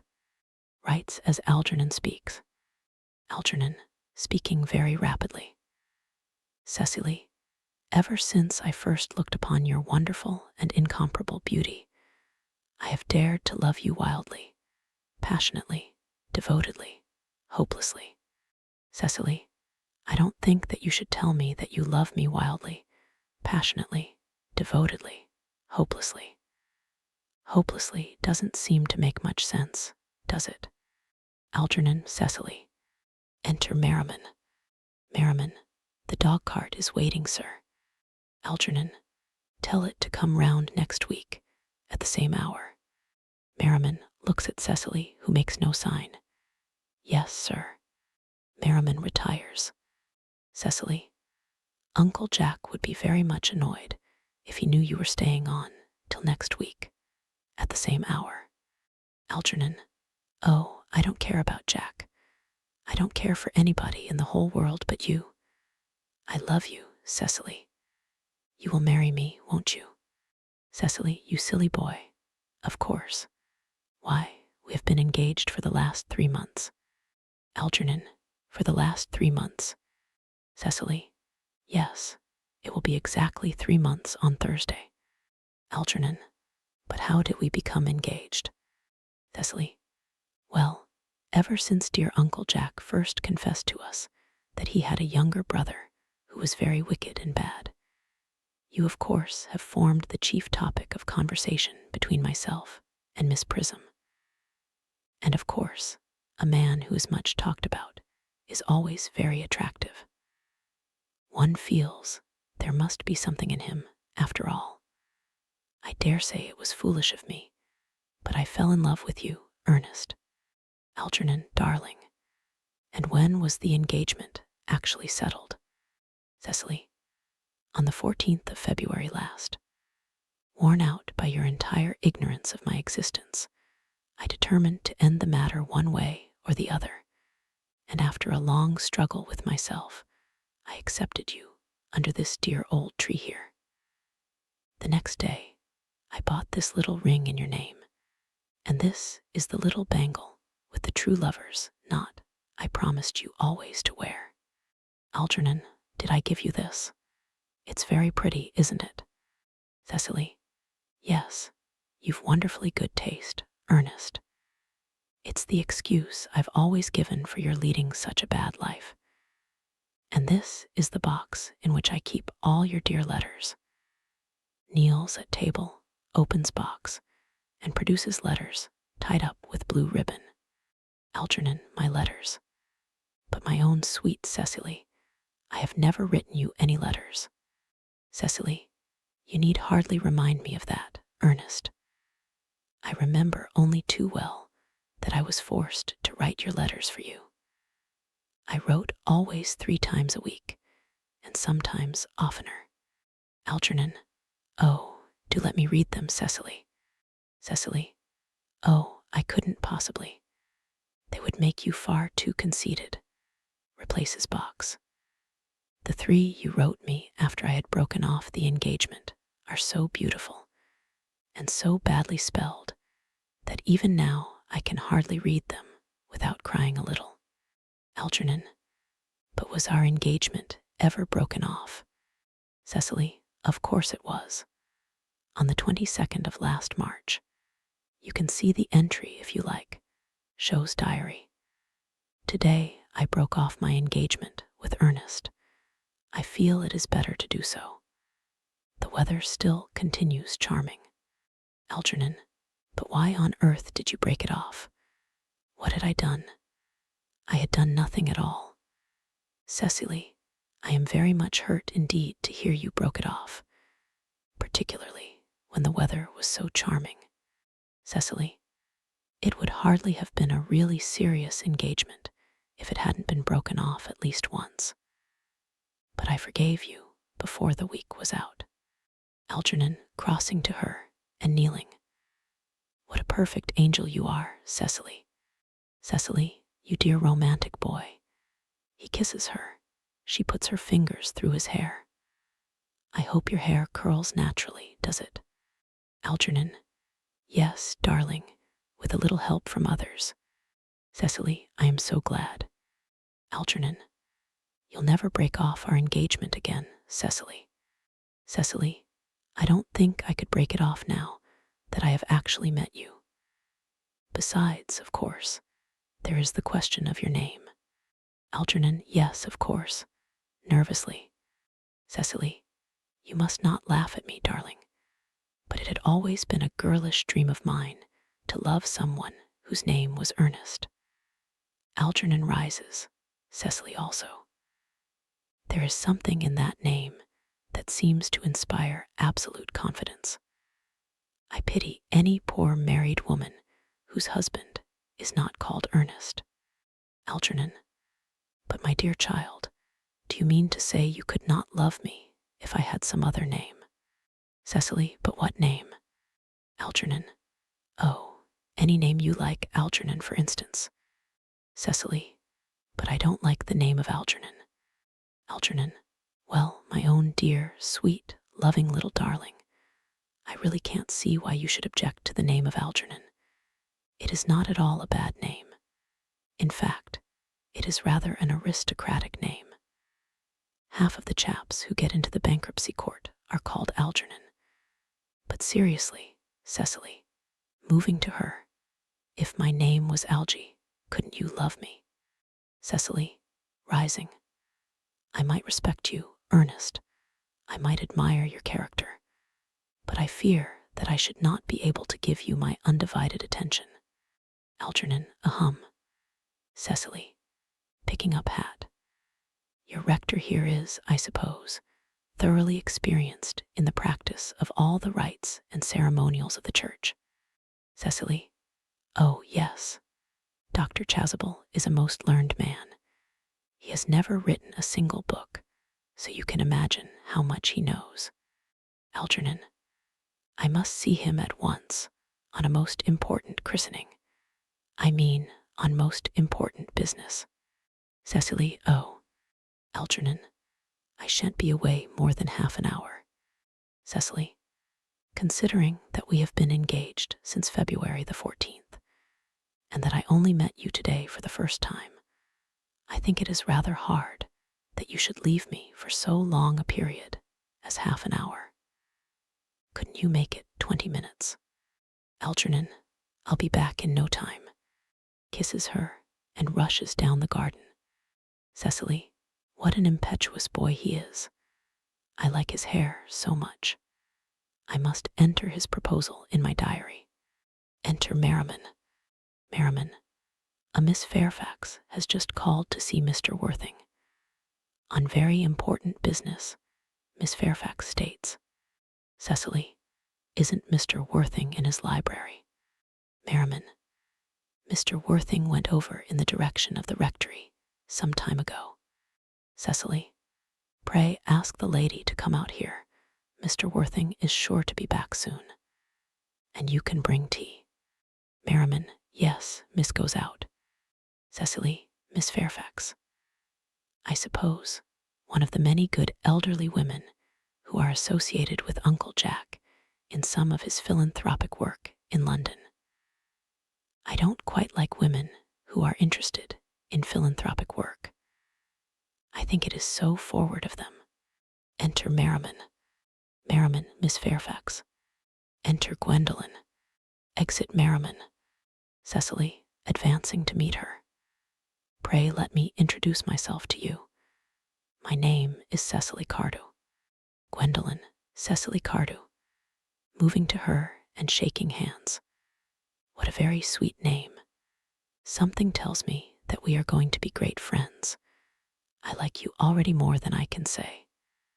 My first impressions of people are never wrong. Cecily, how nice of you to like me so much after we have known each other such a comparatively short time. Pray sit down. Gwendolen, still standing up. I may call you Cecily, may I not? Cecily, with pleasure. Gwendolen, and you will always call me Gwendolen, won't you? Cecily, if you wish. Gwendolen, then that is all quite settled, is it not? Cecily, I hope so. A pause. They both sit down together. Gwendolen, perhaps this might be a favorable opportunity for my mentioning who I am.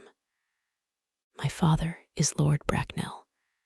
You have never heard of Papa, I suppose. Cecily, I don't think so. Gwendolen, outside the family circle, Papa, I am glad to say, is entirely unknown. I think that is quite as it should be. The home seems to me to be the proper sphere for the man. And certainly once a man begins to neglect his domestic duties, he becomes painfully effeminate, does he not? And I don't like that. It makes men so very attractive. Cecily, Mama, whose views on education are remarkably strict, has brought me up to be extremely short-sighted.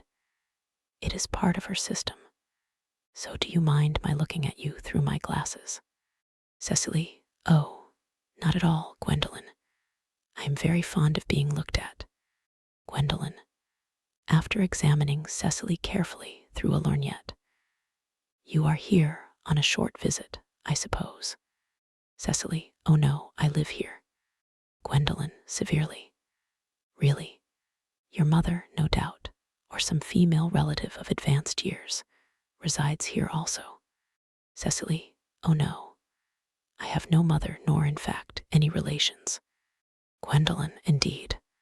Cecily, my dear guardian, with the assistance of Miss Prism, has the arduous task of looking after me. Gwendolen, your guardian. Cecily, yes, I am Mr. Worthing's ward. Gwendolen, oh, it is strange he never mentioned to me that he had a ward. How secretive of him. He grows more interesting hourly. I am not sure, however, that the news inspires me with feelings of unmixed delight, rising and going to her. I am very fond of you, Cecily. I have liked you ever since I met you. But I am bound to state that now that I know that you are Mr. Worthing's ward, I cannot help expressing a wish you were well, just a little older than you seem to be, and not quite so very alluring in appearance. In fact, if I may speak candidly, Cecily, pray do. I think that whenever one has anything unpleasant to say, one should always be quite candid.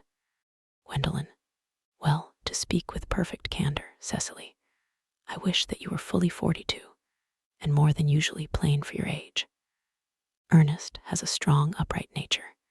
He is the very soul of truth and honor. Disloyalty would be as impossible to him as deception. But even men of the noblest possible moral character are extremely susceptible to the influence of the physical charms of others. Modern, no less than ancient history, supplies us with many most painful examples of what I refer to. If it were not so, indeed, history would be quite unreadable. Cecily, I beg your pardon, Gwendolen. Did you say Ernest? Gwendolen, yes. Cecily, oh, but it is not Mr. Ernest Worthing who is my guardian. It is his brother, his elder brother. Gwendolen, sitting down again. Ernest never mentioned to me that he had a brother. Cecily, I am sorry to say they have not been on good terms for a long time. Gwendolen, ah, that accounts for it. And now that I think of it, I have never heard any man mention his brother. The subject seems distasteful to most men. Cecily, you have lifted a load from my mind. I was growing almost anxious. It would have been terrible if any cloud had come across a friendship like ours, would it not? Of course you are quite sure that it is not Mr. Ernest Worthing who is your guardian. Cecily, quite sure. A pause. In fact, I am going to be his. Gwendolen, inquiringly. I beg your pardon. Cecily, rather shy and confidingly. Dearest Gwendolen, there is no reason why I should make a secret of it to you. Our little county newspaper is sure to chronicle the fact next week. Mr. Ernest Worthing and I are engaged to be married. Gwendolen, quite politely, rising. My darling Cecily, I think there must be some slight error. Mr. Ernest Worthing is engaged to me. The announcement will appear in the Morning Post on Saturday at the latest. Cecily, very politely, rising. I am afraid you must be under some misconception. Ernest proposed to me exactly 10 minutes ago. Shows diary. Gwendolen examines diary through her lorgnette carefully. It is certainly very curious, for he asked me to be his wife yesterday afternoon at 5:3. If you would care to verify the incident, pray do so. Produces diary of her own. I never travel without my diary. One should always have something sensational to read in the train. I am so sorry, dear Cecily, if it is any disappointment to you, but I am afraid I have the prior claim. Cecily, it would distress me more than I can tell you, dear Gwendolen, if it caused you any mental or physical anguish. But I feel bound to point out that since Ernest proposed to you, he clearly has changed his mind. Gwendolen, meditatively. If the poor fellow has been entrapped into any foolish promise, I shall consider it my duty to rescue him at once, and with a firm hand. Cecily, thoughtfully and sadly. Whatever unfortunate entanglement my dear boy may have got into, I will never reproach him with it after we are married. Gwendolen, do you allude to me, Miss Cardew, as an entanglement? You are presumptuous. On an occasion of this kind, it becomes more than a moral duty to speak one's mind. It becomes a pleasure. Cecily, do you suggest, Miss Fairfax, that I entrapped Ernest into an engagement? How dare you? This is no time for wearing the shallow mask of manners. When I see a spade, I call it a spade. Gwendolen, satirically. I am glad to say that I have never seen a spade. It is obvious that our social spheres have been widely different. Enter Merriman, followed by the footman. He carries a salver, tablecloth, and plate stand. Cecily is about to retort. The presence of the servants exercises a restraining influence, under which both girls chafe. Merriman, shall I lay tea here as usual, miss? Cecily, sternly, in a calm voice. Yes, as usual. Merriman begins to clear table and lay cloth. A long pause. Cecily and Gwendolen glare at each other. Gwendolen, are there many interesting walks in the vicinity, Miss Cardew? Cecily, oh, yes, a great many. From the top of one of the hills quite close, One can see 5 counties. Gwendolyn, 5 counties. I don't think I should like that. I hate crowds. Cecily, sweetly. I suppose that is why you live in town. Gwendolyn bites her lip and beats her foot nervously with her parasol.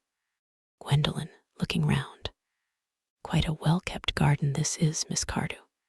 Cecily, so glad you like it, Miss Fairfax. Gwendolyn, I had no idea there were any flowers in the country. Cecily, oh, flowers are as common here, Miss Fairfax, as people are in London. Gwendolyn, personally, I cannot understand how anybody manages to exist in the country, if anybody who is anybody does. The country always bores me to death. Cecily, this is what the newspapers call agricultural depression, is it not?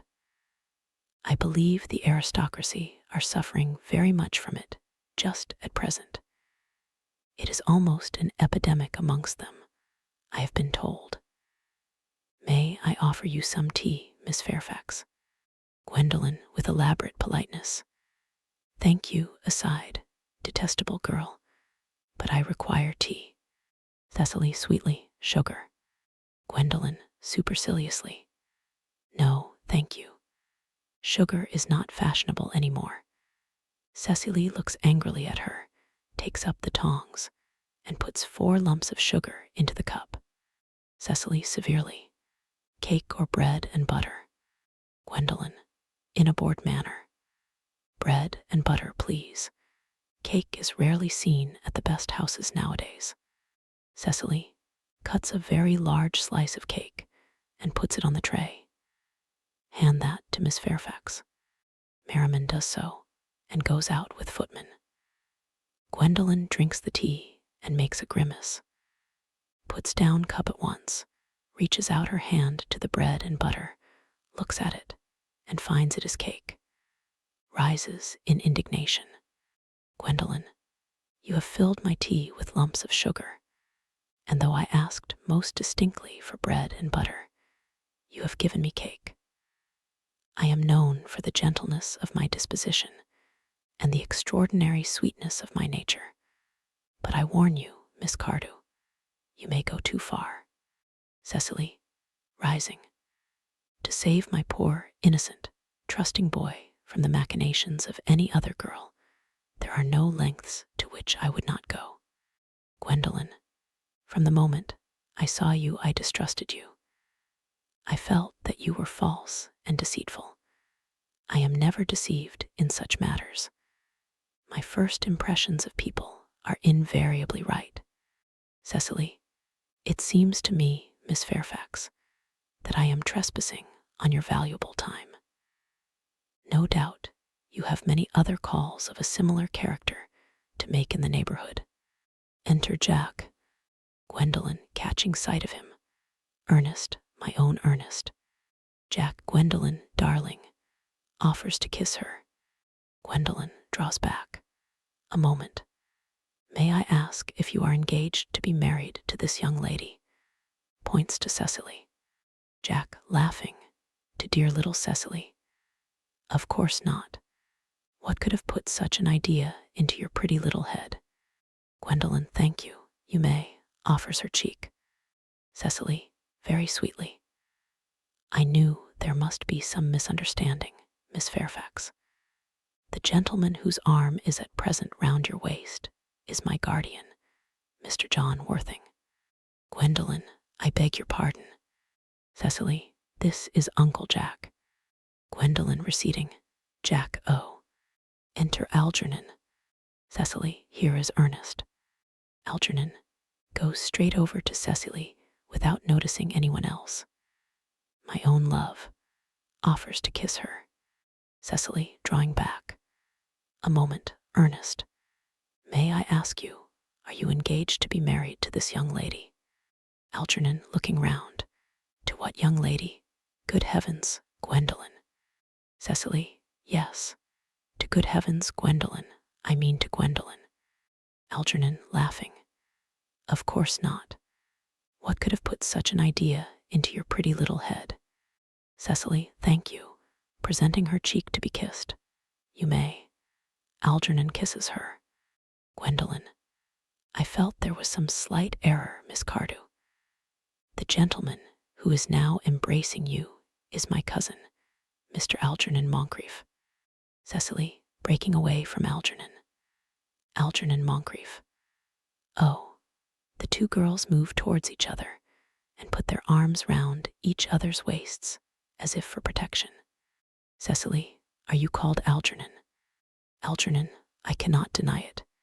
Cecily, oh. Gwendolen, is your name really John? Jack, standing rather proudly. I could deny it if I liked. I could deny anything if I liked. But my name certainly is John. It has been John for years. Cecily, to Gwendolen. A gross deception has been practiced on both of us. Gwendolen, my poor wounded Cecily. Cecily, my sweet wronged Gwendolen. Gwendolen, slowly and seriously. You will call me sister, will you not? They embrace. Jack and Algernon groan and walk up and down. Cecily, rather brightly. There is just one question I would like to be allowed to ask my guardian. Gwendolen, an admirable idea. Mr. Worthing, there is just one question I would like to be permitted to put to you. Where is your brother Ernest? We are both engaged to be married to your brother Ernest, so it is a matter of some importance to us to know where your brother Ernest is at present.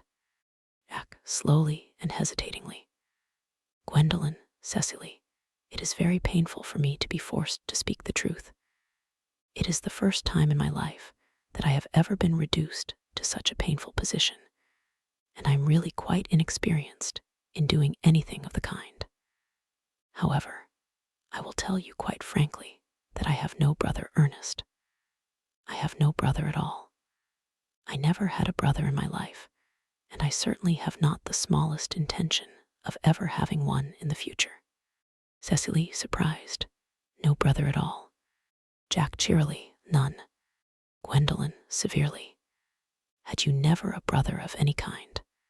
Jack, pleasantly. Never, not even of any kind. Gwendolen, I am afraid it is quite clear, Cecily, that neither of us is engaged to be married to anyone. Cecily, it is not a very pleasant position for a young girl suddenly to find herself in. Is it?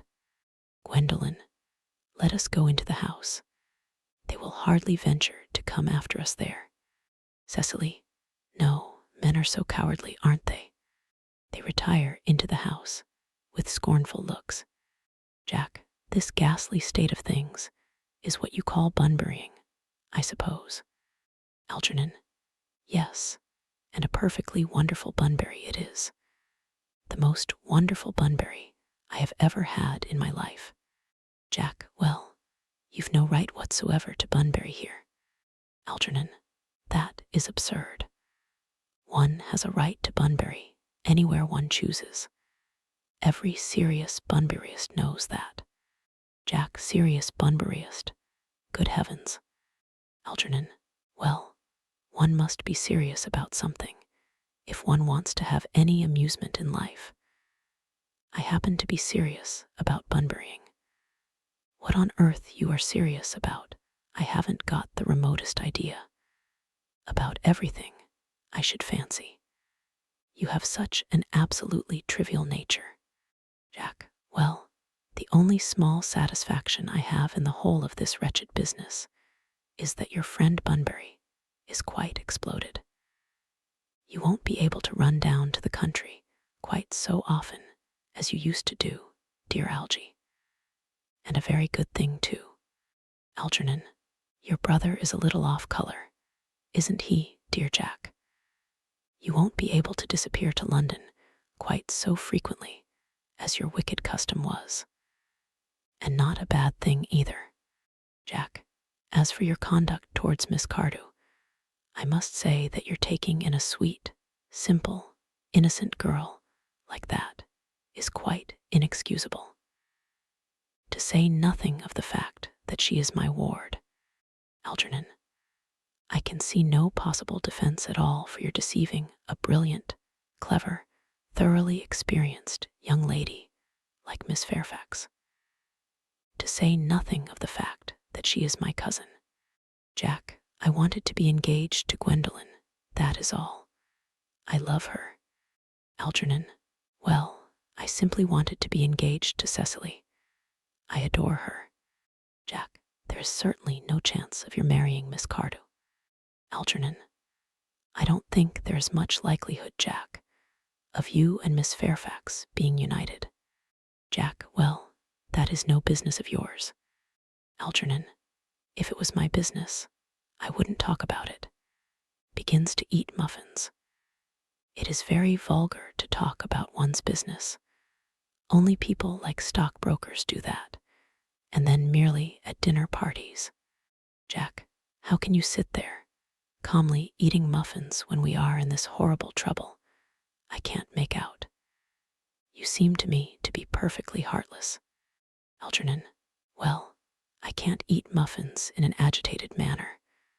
The butter would probably get on my cuffs. One should always eat muffins quite calmly. It is the only way to eat them. Jack, I say it's perfectly heartless you're eating muffins at all, under the circumstances.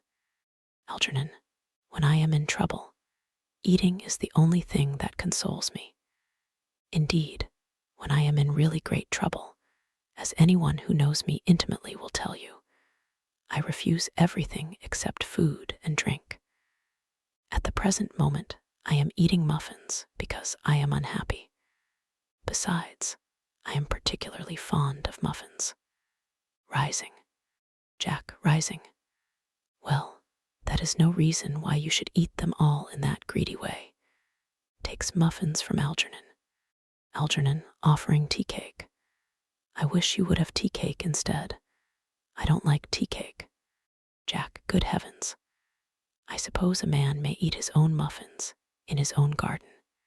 Algernon, but you have just said it was perfectly heartless to eat muffins.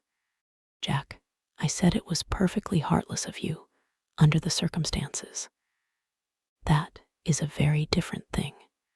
Algernon, that may be, but the muffins are the same. He seizes the muffin dish from Jack.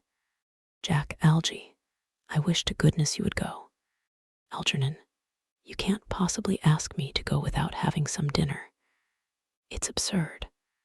I never go without my dinner. No one ever does, except vegetarians and people like that. Besides, I have just made arrangements with Dr. Chasuble to be christened at 5:45 under the name of Ernest. Jack, my dear fellow, the sooner you give up that nonsense, the better.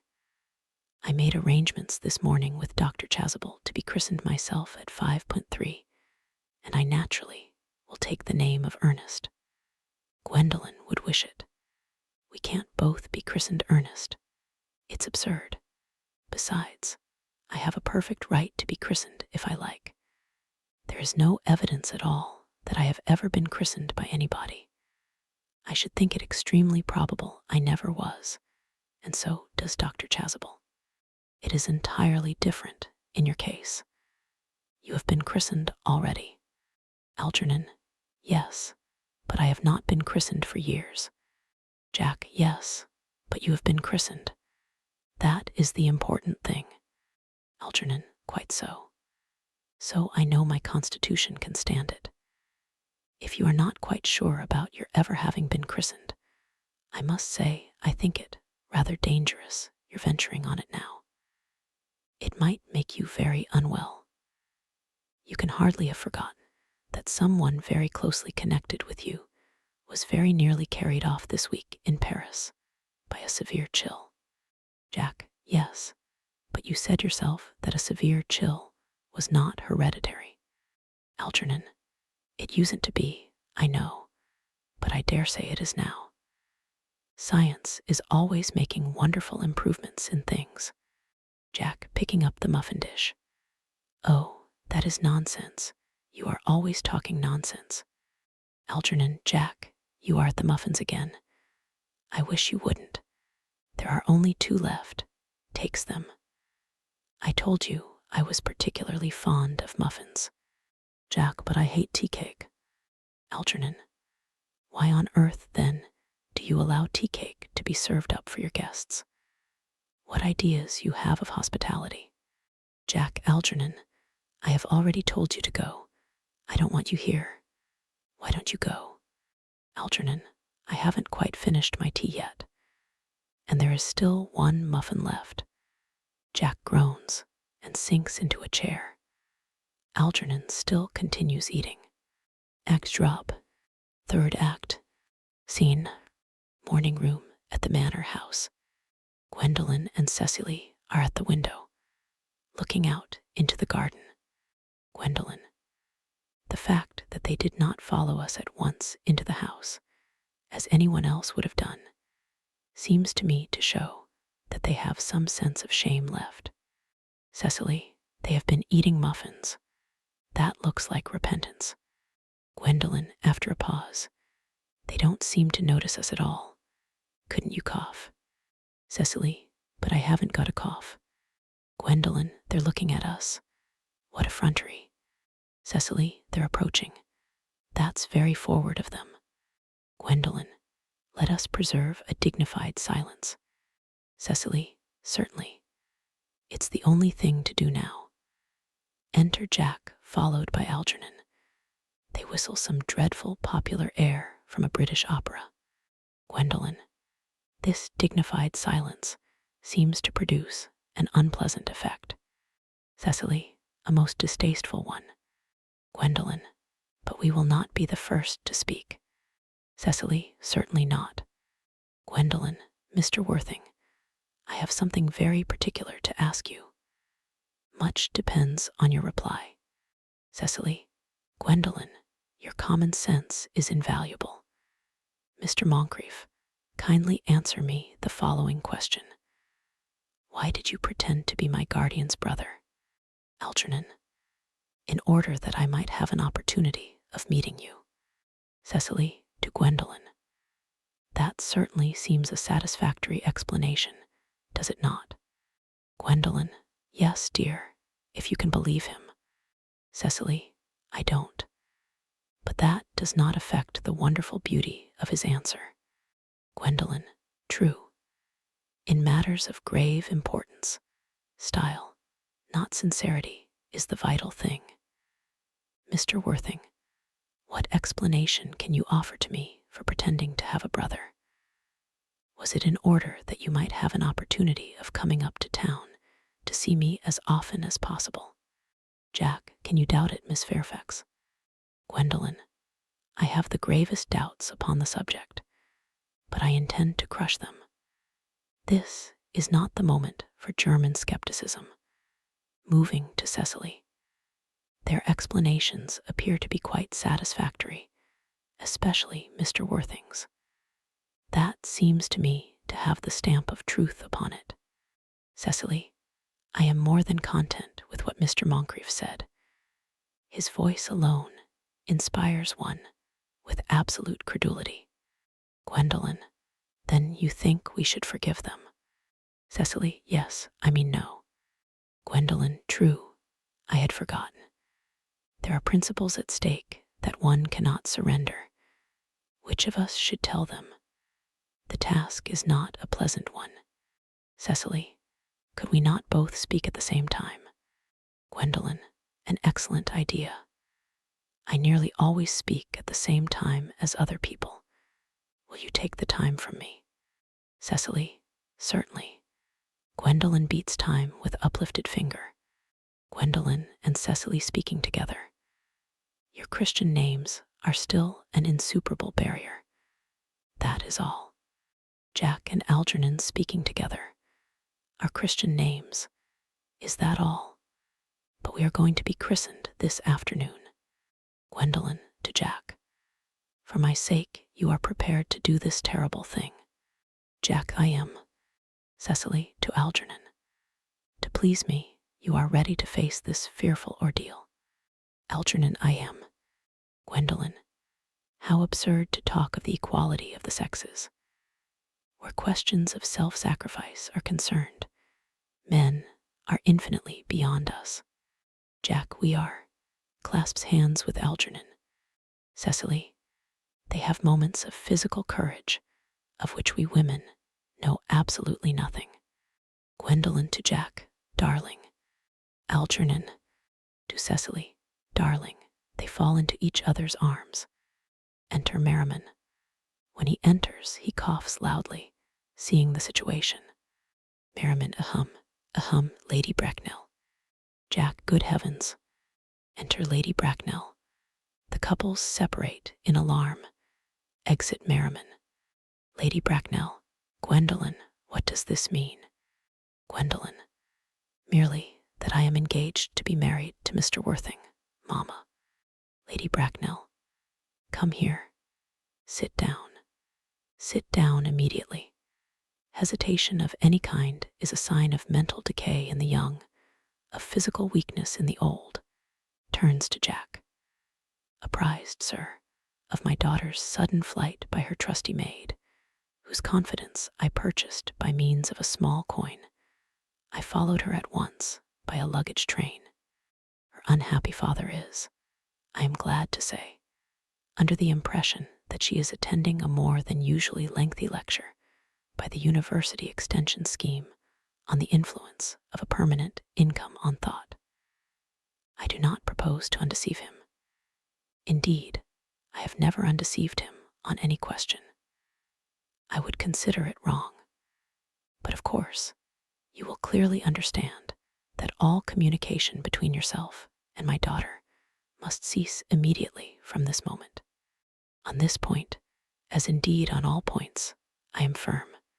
Jack, I am engaged to be married to Gwendolen, Lady Bracknell. Lady Bracknell, you are nothing of the kind, sir. And now, as regards Algernon. Algernon, yes, Aunt Augusta. Lady Bracknell, may I ask if it is in this house that your invalid friend, Mr. Bunbury, resides? Algernon, stammering. Oh, no, Bunbury doesn't live here. Bunbury is somewhere else at present. In fact, Bunbury is dead. Lady Bracknell, dead. When did Mr. Bunbury die? His death must have been extremely sudden. Algernon, airily. Oh, I killed Bunbury this afternoon. I mean, poor Bunbury died this afternoon. Lady Bracknell, what did he die of? Algernon, Bunbury. Oh, he was quite exploded. Lady Bracknell, exploded. Was he the victim of a revolutionary outrage? I was not aware that Mr. Bunbury was interested in social legislation. If so, he is well punished for his morbidity. Algernon, my dear Aunt Augusta, I mean he was found out. The doctors found out that Bunbury could not live. That is what I mean, so Bunbury died. Lady Bracknell, he seems to have had great confidence in the opinion of his physicians. I am glad, however, that he made up his mind at the last to some definite course of action, and acted under proper medical advice. And now that we have finally got rid of this Mr. Bunbury, may I ask, Mr. Worthing, who is that young person whose hand my nephew Algernon is now holding in what seems to me a peculiarly unnecessary manner? Jack, that lady is Miss Cecily Cardew, my ward. Lady Bracknell bows coldly to Cecily. Algernon, I am engaged to be married to Cecily, Aunt Augusta. Lady Bracknell, I beg your pardon. Cecily, Mr. Moncrief and I are engaged to be married, Lady Bracknell. Lady Bracknell, with a shiver, crossing to the sofa and sitting down. I do not know whether there is anything peculiarly exciting in the air of this particular part of Hertfordshire, but the number of engagements that go on seems to me considerably above the proper average that statistics have laid down for our guidance. I think some preliminary inquiry on my part would not be out of place. Mr. Worthing, is Miss Cardew at all connected with any of the larger railway stations in London? I merely desire information. Until yesterday, I had no idea that there were any families or persons whose origin was a terminus. Jack looks perfectly furious, but restrains himself. Jack, in a clear, cold voice. Miss Cardew is the granddaughter of the late Mr. Thomas Cardew of 149 Belgrave Square, SW, Jervis Park, Dorking, Surrey, and the Sparran, Fifeshire, NB. Lady Bracknell. That sounds not unsatisfactory. 3 addresses always inspire confidence, even in tradesmen. But what proof have I of their authenticity? Jack, I have carefully preserved the court guides of the period. They are open to your inspection, Lady Bracknell. Lady Bracknell, grimly. I have known strange errors in that publication. Jack, Miss Cardew's family solicitors are Messrs. Markby, and Markby. Lady Bracknell, Markby, and Markby. A firm of the very highest position in their profession. Indeed, I am told that one of the Mr. Markbys is occasionally to be seen at dinner parties. So far, I am satisfied. Jack, very irritably. How extremely kind of you, Lady Bracknell. I have also in my possession, you will be pleased to hear, certificates of Miss Cardew's birth, baptism, whooping cough, registration, vaccination, confirmation, and the measles, both the German and the English variety. Lady Bracknell. Ah, a life crowded with incident, I see, though perhaps somewhat too exciting for a young girl. I am not myself in favor of premature experiences. Rises, looks at her watch. Gwendolen, the time approaches for our departure. We have not a moment to lose. As a matter of form, Mr. Worthing, I had better ask you if Miss Cardew has any little fortune. Jack, oh, about £130,000 in the funds. That is all. Goodbye, Lady Bracknell. So pleased to have seen you. Lady Bracknell, sitting down again. A moment, Mr. Worthing. £130,000. And in the funds. Miss Cardew seems to me a most attractive young lady, now that I look at her. Few girls of the present day have any really solid qualities, any of the qualities that last and improve with time. We live, I regret to say, in an age of surfaces. To Cecily. Come over here, dear. Cecily goes across. Pretty child. Your dress is sadly simple, and your hair seems almost as nature might have left it. But we can soon alter all that. A thoroughly experienced French maid produces a really marvelous result in a very brief space of time. I remember recommending one to young Lady Lansing, and after 3 months, her own husband did not know her. Jack, and after 6 months, nobody knew her. Lady Bracknell glares at Jack for a few moments, then bends with a practiced smile to Cecily. Kindly turn round, sweet child. Cecily turns completely round. No, the side view is what I want. Cecily presents her profile. Yes, quite as I expected. There are distinct social possibilities in your profile. The 2 weak points in our age are its want of principle and its want of profile. The chin a little higher, dear. Style largely depends on the way the chin is worn. They are worn very high, just at present. Algernon, yes, Aunt Augusta. Lady Bracknell. There are distinct social possibilities in Miss Cardew's profile. Algernon. Cecily is the sweetest, dearest, prettiest girl in the whole world, and I don't care tuppence about social possibilities. Lady Bracknell. Never speak disrespectfully of society, Algernon. Only people who can't get into it do that. To Cecily. Dear child, of course you know that Algernon has nothing but his debts to depend upon. But I do not approve of mercenary marriages. When I married Lord Bracknell, I had no fortune of any kind. but I never dreamed for a moment of allowing that to stand in my way. Well, I suppose I must give my consent. Algernon, thank you, Aunt Augusta. Lady Bracknell, Cecily, you may kiss me. Cecily kisses her. Thank you, Lady Bracknell. Lady Bracknell, you may also address me as Aunt Augusta for the future. Cecily, thank you, Aunt Augusta.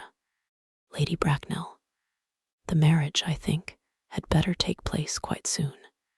Algernon, thank you, Aunt Augusta. Cecily, thank you, Aunt Augusta. Lady Bracknell, to speak frankly, I am not in favor of long engagements. They give people the opportunity of finding out each other's character before marriage, which I think is never advisable. Jack, I beg your pardon for interrupting you, Lady Bracknell, but this engagement is quite out of the question. I am Miss Cardew's guardian, and she cannot marry without my consent until she comes of age. That consent I absolutely decline to give. Lady Bracknell, upon what grounds, may I ask? Algernon is an extremely, I may almost say an ostentatiously, eligible young man. He has nothing, but he looks everything. What more can one desire? Jack, it pains me very much to have to speak frankly to you, Lady Bracknell, about your nephew, but the fact is that I do not approve at all of his moral character. I suspect him of being untruthful. Algernon and Cecily look at him in indignant amazement.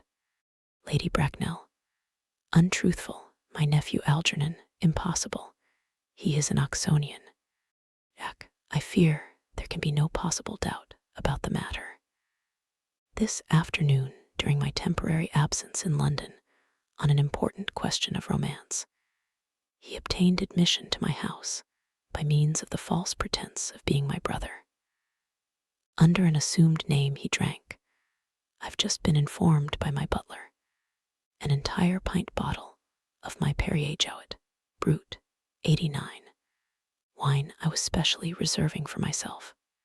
Continuing his disgraceful deception, he succeeded in the course of the afternoon in alienating the affections of my only ward. He subsequently stayed to tea and devoured every single muffin. And what makes his conduct all the more heartless is that he was perfectly well aware from the first that I have no brother, that I never had a brother, and that I don't intend to have a brother, not even of any kind. I distinctly told him so myself yesterday afternoon. Lady Bracknell, Mr. Worthing, after careful consideration, I have decided entirely to overlook my nephew's conduct to you. Jack, that is very generous of you, Lady Bracknell. My own decision, however, is unalterable. I decline to give my consent. Lady Bracknell, to Cecily, come here, sweet child. Cecily goes over. How old are you, dear? Cecily, well, I am really only 18, but I always admit to 20 when I go to evening parties. Lady Bracknell, you are perfectly right in making some slight alteration. Indeed, no woman should ever be quite accurate about her age. It looks so calculating. In a meditative manner, 18, but admitting to 20 at evening parties. Well, it will not be very long before you are of age and free from the restraints of tutelage. So I don't think your guardian's consent is, after all, a matter of any importance. Jack, pray excuse me, Lady Bracknell, for interrupting you again, but it is only fair to tell you that according to the terms of her grandfathers, while Miss Cardew does not come legally of age till she is 35. Lady Bracknell, that does not seem to me to be a grave objection. 35 is a very attractive age. London society is full of women of the very highest birth who have, of their own free choice, remained 35 for years. Lady Dumbleton is an instance in point. To my own knowledge, she has been 35 ever since she arrived at the age of 40, which was many years ago now.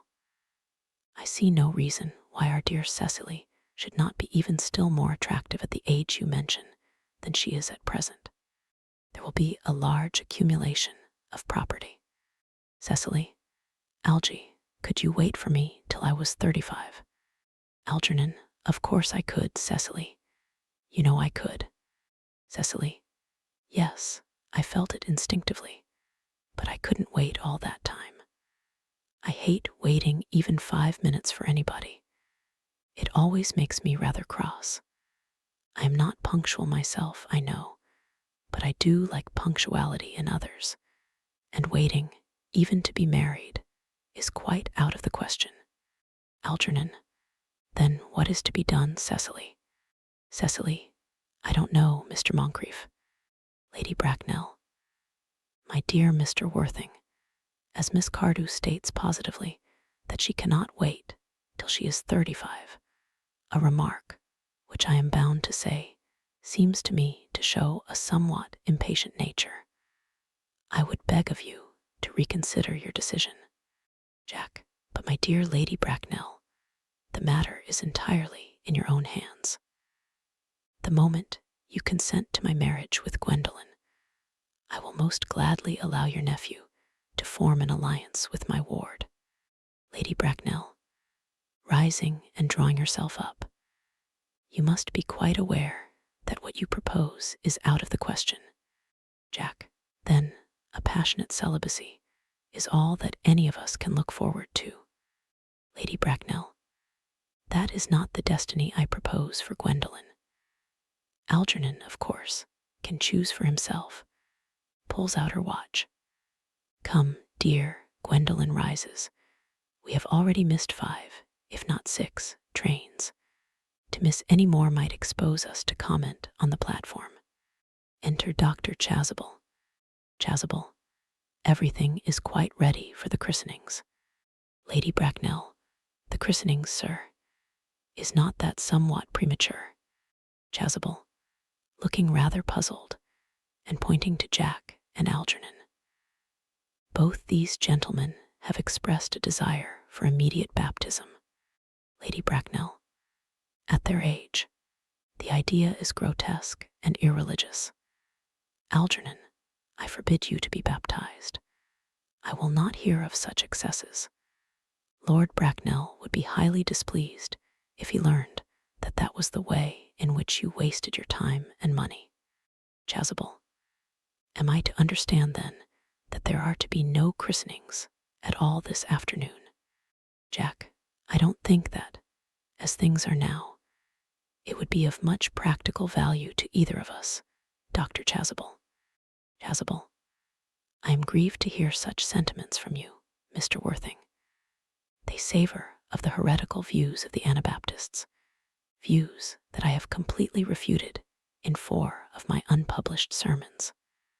However, as your present mood seems to be one peculiarly secular, I will return to the church at once. Indeed, I have just been informed by the pew opener that for the last hour and a half Miss Prism has been waiting for me in the vestry. Lady Bracknell, starting, Miss Prism. Did I hear you mention a Miss Prism? Chasuble, yes, Lady Bracknell. I am on my way to join her. Lady Bracknell, pray allow me to detain you for a moment. This matter may prove to be one of vital importance to Lord Bracknell and myself. Is this Miss Prism a female of repellent aspect, remotely connected with education? Chasuble, somewhat indignantly. She is the most cultivated of ladies, and the very picture of respectability. Lady Bracknell, it is obviously the same person. May I ask what position she holds in your household? Chasuble, severely. I am a celibate, madam. Jack, interposing. Miss Prism, Lady Bracknell, has been for the last 3 years Miss Cardew's esteemed governess and valued companion. Lady Bracknell, in spite of what I hear of her, I must see her at once. Let her be sent for. Chasuble looking off. She approaches. She is nigh. Enter Miss Prism hurriedly. Miss Prism, I was told you expected me in the vestry, dear Canon. I have been waiting for you there for an hour and 3/4. Catches sight of Lady Bracknell, who has fixed her with a stony glare. Miss Prism grows pale and quails. She looks anxiously round, as if desirous to escape. Lady Bracknell, in a severe, judicial voice. Prism. Miss Prism bows her head in shame. Come here, Prism. Miss Prism approaches in a humble manner. Prism, where is that baby? General consternation. The canon starts back in horror.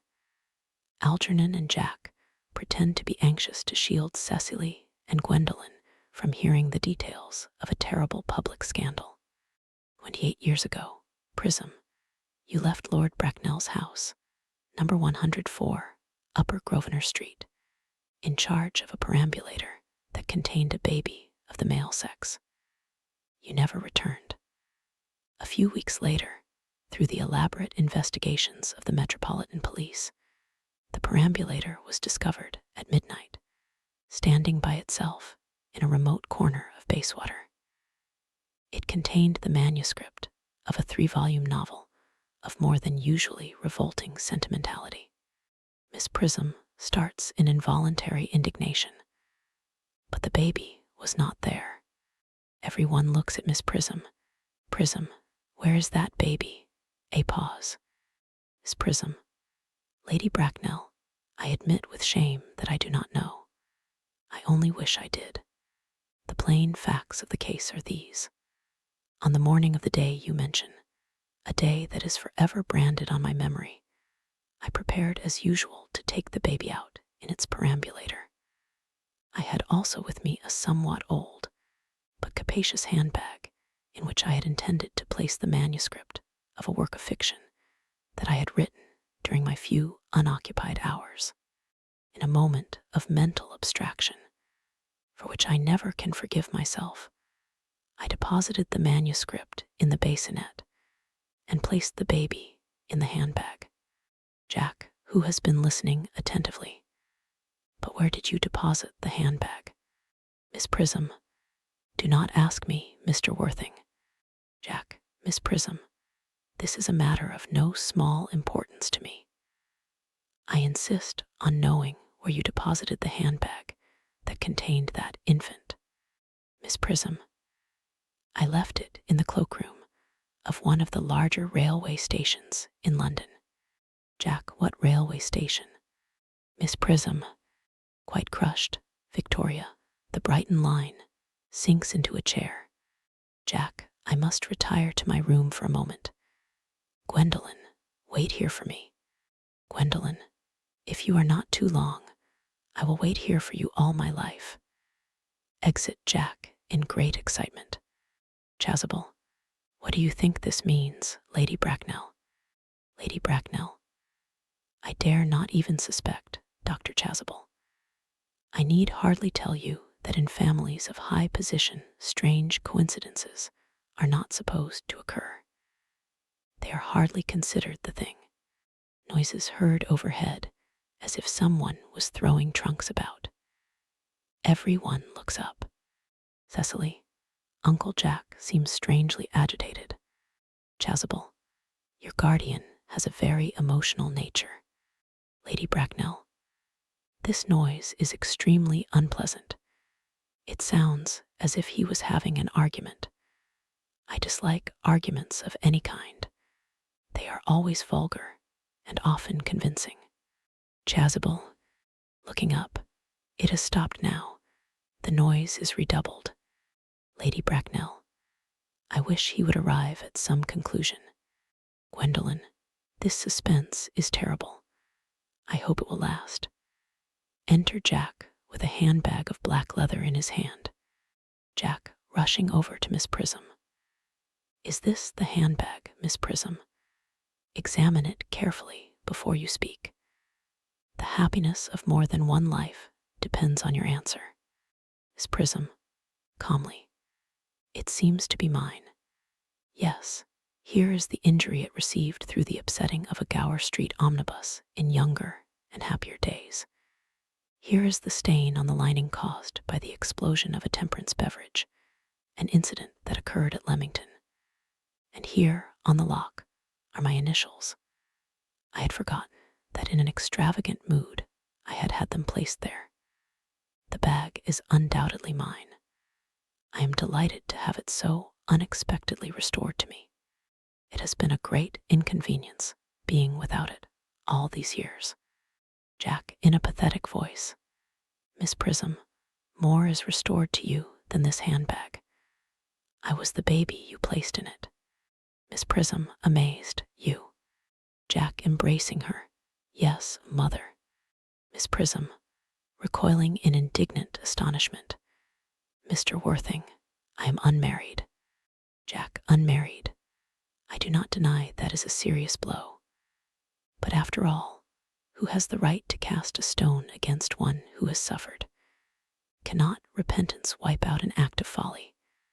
Why should there be one law for men and another for women? Mother, I forgive you, tries to embrace her again. Miss Prism, still more indignant. Mr. Worthing, there is some error, pointing to Lady Bracknell. There is the lady who can tell you who you really are. Jack, after a pause. Lady Bracknell, I hate to seem inquisitive, but would you kindly inform me who I am? Lady Bracknell, I am afraid that the news I have to give you will not altogether please you. You are the son of my poor sister, Mrs. Moncrief, and consequently Algernon's elder brother. Jack, Algy's elder brother. Then I have a brother after all. I knew I had a brother. I always said I had a brother. Cecily, how could you have ever doubted that I had a brother?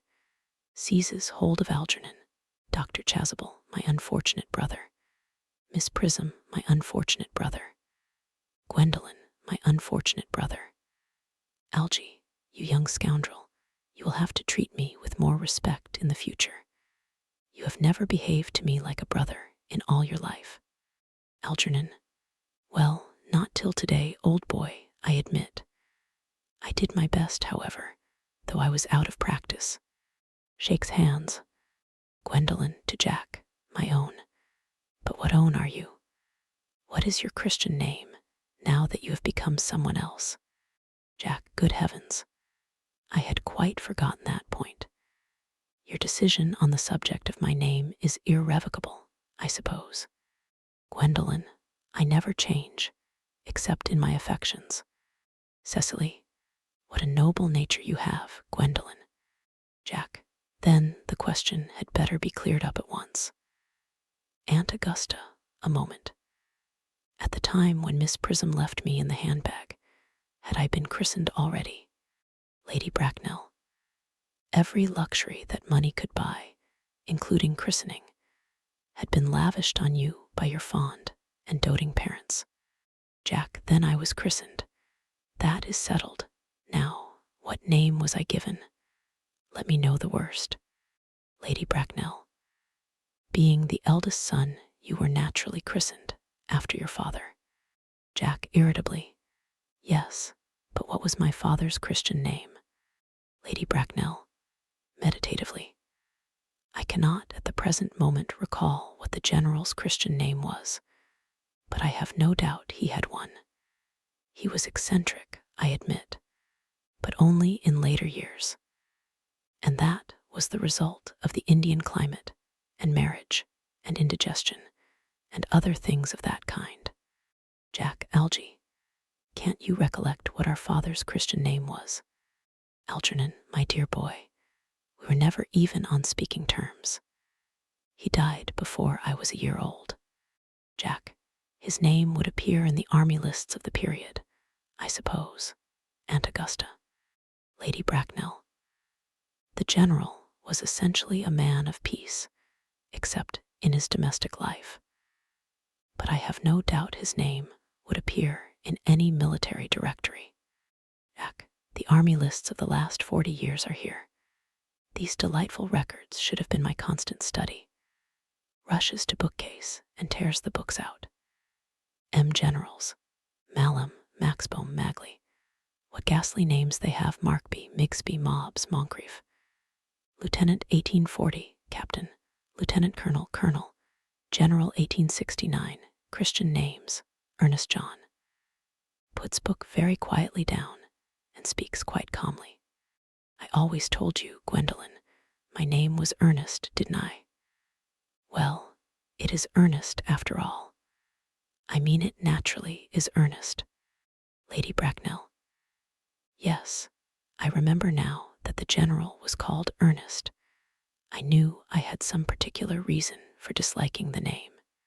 Gwendolen, Ernest, my own Ernest. I felt from the first that you could have no other name. Jack, Gwendolen, it is a terrible thing for a man to find out suddenly that all his life he has been speaking nothing but the truth. Can you forgive me? Gwendolen, I can, for I feel that you are sure to change. Jack, my own one. Chasuble, to Miss Prism. Letitia embraces her. Miss Prism, enthusiastically. Frederick, at last. Algernon Cecily embraces her.